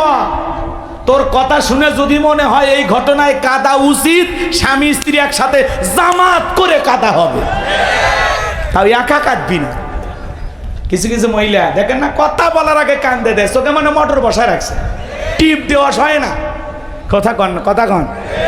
আর কান্দে কান্দে সব অভিযোগ আপনার মায়ের বিরুদ্ধে, বাবার বিরুদ্ধে, আপনার ভাই বোনের বিরুদ্ধে, কথা কন। আর আপনার ভবিষ্যৎ চিনতে আপনার বইয়ের মাথার চুল উঠে যাচ্ছে, খালি চিনতে। তুমি যদি এত মানুষের পিছনে খরচ করো, তুমি যদি এটা করো ওটা করো, আমাদের সন্তান আছে, আমাদের ভবিষ্যৎ আছে, কি হবে? তুমি তোমার মা বাবার পিছনে আর খরচ করো না, তোমার ভাই বোনকে আর টাকা পয়সা দিও না। হ্যাঁ, এইভাবে খরচ করলে তুমি তো নিঃস্ব হয়ে যাবে, ফকির হয়ে যাবে। ভবিষ্যৎ চিন্তাবিদ বাড়ি ঢুকে আমাদের ভবিষ্যৎই নষ্ট হয়ে যাচ্ছে। এ কথা কয় না, এরকম মহিলা নাই? মনে রাখবেন, মা বোন যারা আবার শুনতেছেন, মা মনে রাখবেন, আপনার স্বামী যদি তার মা বাবা ভাই বোনের জন্য খরচ করে, আল্লাহ সম্পদ বৃদ্ধি করে দেবে। এই খরচের মাধ্যমে দুইটা লাভ। এক নাম্বার হলো তার সম্পদ আল্লাহ বৃদ্ধি করে দেবে, দুই নাম্বার আল্লাহ তার হায়াতও বৃদ্ধি করে দেবে। তাহলে যেই স্ত্রী স্বামীকে খরচ করতে বারণ করে মামা বাবা ভাই বোনের জন্য, তার মানে ওই স্ত্রী চাই স্বামী তাড়াতাড়ি মারা যায়। ভালো স্ত্রী কখনো বলে না তোমার মা বাবার জন্য এটা খরচ করো না। ওই স্ত্রী সবচাইতে উত্তম যে স্ত্রী তার স্বামীকে ডেকে বলে খবরদার তুমি তোমার মা বাবার সাথে খারাপ ব্যবহার করবা না, কারণ আমি একদিন মা হব, তুমি তোমার মা বাবাকে কষ্ট দিও না, এটা আমি কখনো পছন্দ করি না। কথা কন? ওই রকম স্ত্রী দরকার যে স্ত্রী তার শাশুড়ির মাথায় জুই নারিকেলের তেল, কিউট নারিকেলের তেল মাখায় দিতেছে, শাশুড়ির জন্য গোসলের পানি রেডি করে দিচ্ছে। কথা বলেন? এরকম বউ দরকার। কি কন? আর উল্টো হয়ে গেছে, শাশুড়ি বেটার বইয়ের মাথার তেল দিয়ে দিচ্ছে। ভালো দেওয়া ভালো, মিলেমিশে থাকা ভালো, এটা মানলাম, কিন্তু উল্টো বলে আম্মা আমার শরীরটা একটু খারাপ, গোসলের পানি আপনি রেডি করে দেন। আছে না নাই? নিজের ছেলের বইয়ের পরনের পোশাক শাশুড়ি ধুয়ে দিচ্ছে।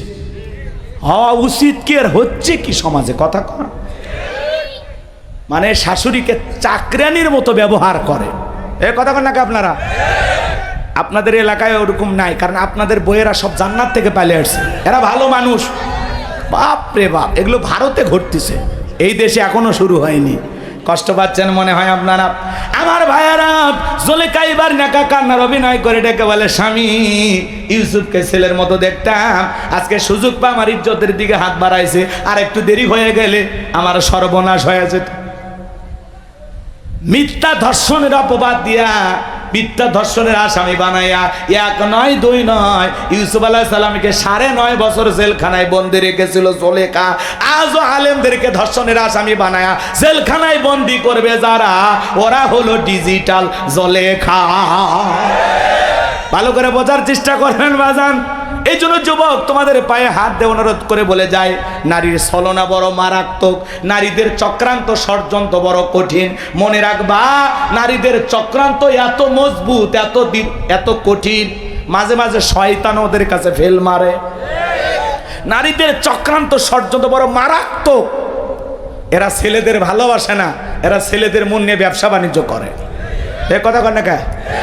পুরুষ নারীর ভালোবাসার কাঙ্গাল, কিন্তু ওই নারী আপনাকে ভালোবাসে না, আপনাকে ঘৃণার চোখে দেখে, ও অন্য পুরুষের কাছে ভালোবাসা খোঁজে। কথা বলেন এখন? এরকম মহিলা আছে না নাই? আজকে এই সমাজে সবচাইতে বড় সমস্যা যেই জিনিসটা আমাদের করে ফেলেছে, সেটা হলো এই মোবাইল। কথা বলে না কেন? এই মোবাইলের কারণে মানুষের সময় নষ্ট হচ্ছে, মানুষের জীবনের মূল্যবান সময় মোবাইলের পিছনে নষ্ট হচ্ছে। ইউটিউব ইন্টারনেট ঘাটাঘাটি করে, ইমো মেসেঞ্জারে সেটিং করে। কথা বলেন? এই মোবাইলের ওজন কম, কিন্তু মোবাইলের মাধ্যমে পাপের ওজনটা অনেক বেশি। একা একা রুমের ভিতরে দাঁড়ায়া যুবক কি সুন্দর ভিডিও দেখতেছে। কথা কয় নাকি? তাহলে এই মোবাইল যুব সমাজকে নষ্ট করছে। কথা বলে ঠিক কি না? দেশে মোবাইল আইছে, চিঠি বন্ধ হইয়াছে, দিওয়ানা বানাইছে, পোলা মাইয়ার মনের কথা ভাসে বাতাসে। ও দেখো পোলা ফানের মন বাদা ফেসবুকে এখন, মোবাইলে চ্যাটিং কইরা কাটায় সারাক্ষণ। এই মোবাইল পাইয়া দেখো মদনের মাইয়া, এই মোবাইল পাইয়া দেখো রমজানের মাইয়া কি কাণ্ড ঘটাইছে, স্বামী সন্তান রাইখা নাকি পালাইয়া গেছে, স্বামী সংসার রাইখা নাকি পলাইয়া গেছে। 2 বাচ্চার মা, 4 বাচ্চার মা পরকীয়া প্রেম করে আরেকটা ছেলের হাত ধরে পালিয়ে যায়। যে নারী স্বামী রেখে সন্তান রেখে আরেকটা পর পুরুষের হাত ধরে পালিয়ে যায়, ওটা নারী না, ওটা নারী জাতির কলঙ্ক, পাশানি, ডাইনি, ছলনাময়ী। কি কন? কেমনে পারলা মা? ও মা, তুমি কেমনে পারলা স্বামী রাইকা সন্তান রাইকা আরেকটা পুরুষের হাত ধরতে? কেমনে পারো? এই কথা আপনাদের এলাকায় জীবনে এই ঘটনা ঘটেনি? অবাক হয়ে যাবেন। ভাগিনে মামির সাথে উধাও, শাসিক না ভাতিজের খবর নাই, ভাবিক না দেবর উধাও। কে ধরনের ঘটনা ঘটতেছে না? এর মূল সমস্যা হলো বেপরদায় চলাফেরা। মামি দেখতে কেমন, ভাগ্নের দেখা শেষ। শাসি দেখতে কেমন, ভাতিদের দেখা শেষ। এই জন্য এই সমস্যাগুলো সমাজে সৃষ্টি হচ্ছে। এই জন্য বাজান, বেপরদায় চলাফেরা করা, নারীদেরকে কন্ট্রোল করতে হবে। রাগ করেন, সব দোষ কি নারীর? পুরুষের দোষ নাই? আমরা কি ফেরেশতা নাকি? এই যুবক, তোমাকে বলছি, তোমার স্ত্রীর সাথে যদি কেউ পরকীয়া প্রেম করে মেনে নেবা? তোমার মায়ের সাথে, তোমার বোনের সাথে কথা বলে না কেন?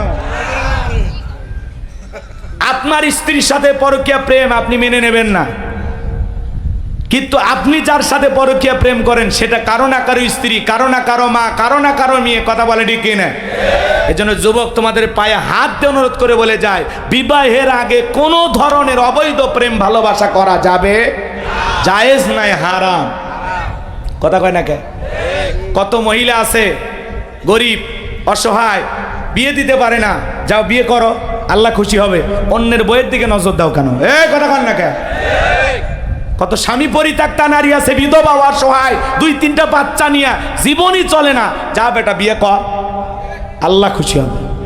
ও তুমি ওই জায়গায় যাবা না, তুমি আলগা খোঁজো, শয়তান। আল্লাহ হেদায়েত দান করুক, জোরে কোন আমিন। শুনতে খারাপ লাগে, ও গোলাম রব্বানী হুজুর কইলে দোষ, নিজে যেগুলো আকাম বদকাম করে বেড়াচ্ছেন হিসাব করতেছেন না। কেউ না দেখলে একজন দেখেন, তিনি কে? যুবক শোনো, কার হাত ধরে পার্কে ঘুরতেছো? মা বাবার চোখকে ফাঁকি দিতে পারবা, আল্লাহর কুদরতি চোখকে ফাঁকি দেওয়া যাবে? রাত 2টার দিকে কার জানালায় যা ডাক দিয়া সারা রাত গল্প করেছো? অনেক চাচা ভাবতেছে যাক সব আজ যুবকদের হচ্ছে, আমরা বেঁচে গেলাম। চাচা আপনার এরকম বয়স ছিল যখন 22 বছর 25 বছর ছিল, ওই যে যমুনা নদীর যায় সোয়েলা নৌকা চড়িয়া ওই যে চরের ভিতরে কাশফুলের ওই সাইডে কার হাত ধরে ঘুরেছেন, সেই দিনের লেখাও ফেরেশতারা লিখে রাখছে, ভুলে গেছে। আল্লাহ হেদায়েত দান করেন। যদি গুনাহ করে থাকেন আল্লাহর কাছে মাপ চান।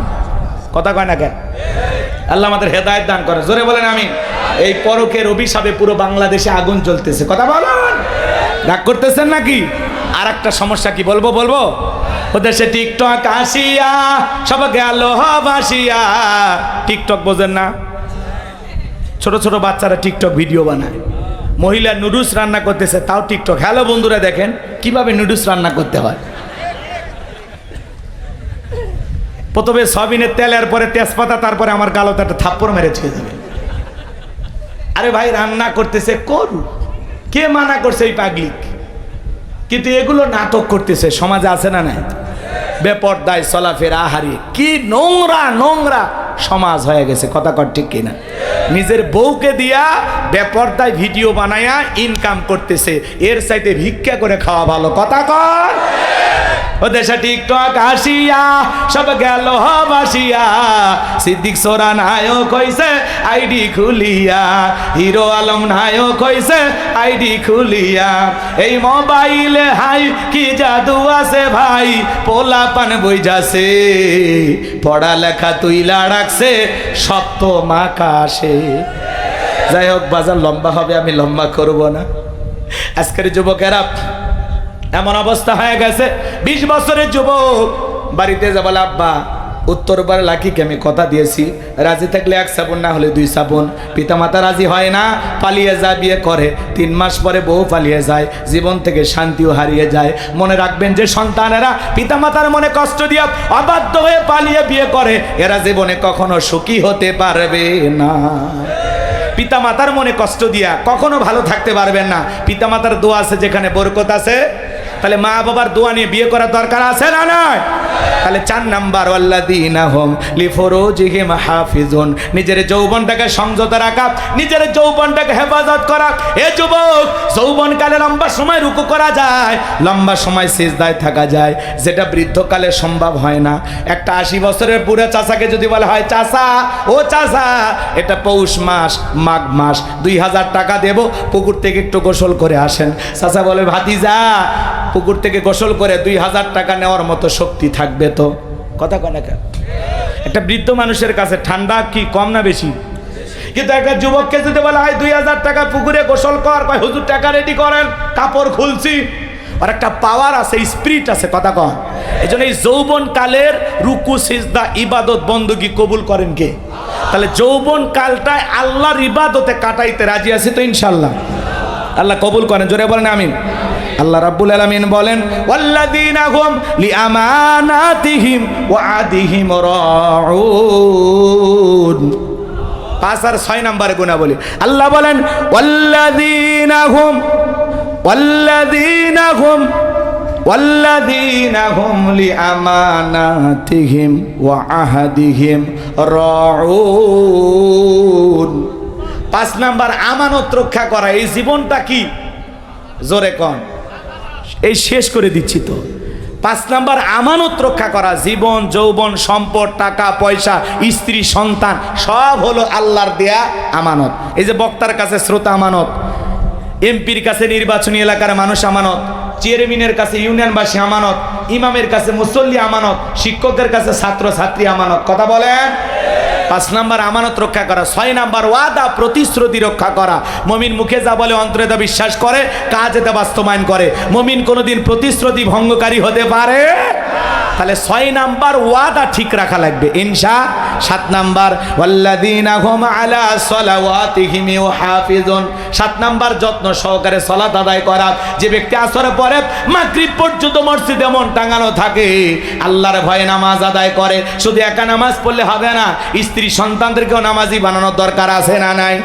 আল্লাহ সূরা তাহরিমের 6 নম্বর আয়াতে বলেছেন, হে ঈমানদারগণ, নিজেরাও জাহান্নামের আগুন থেকে বাঁচো, তোমার আহাল পরিবার পরিজন যারা আছে তাদেরকেও জাহান্নামের আগুন থেকে বাঁচাও।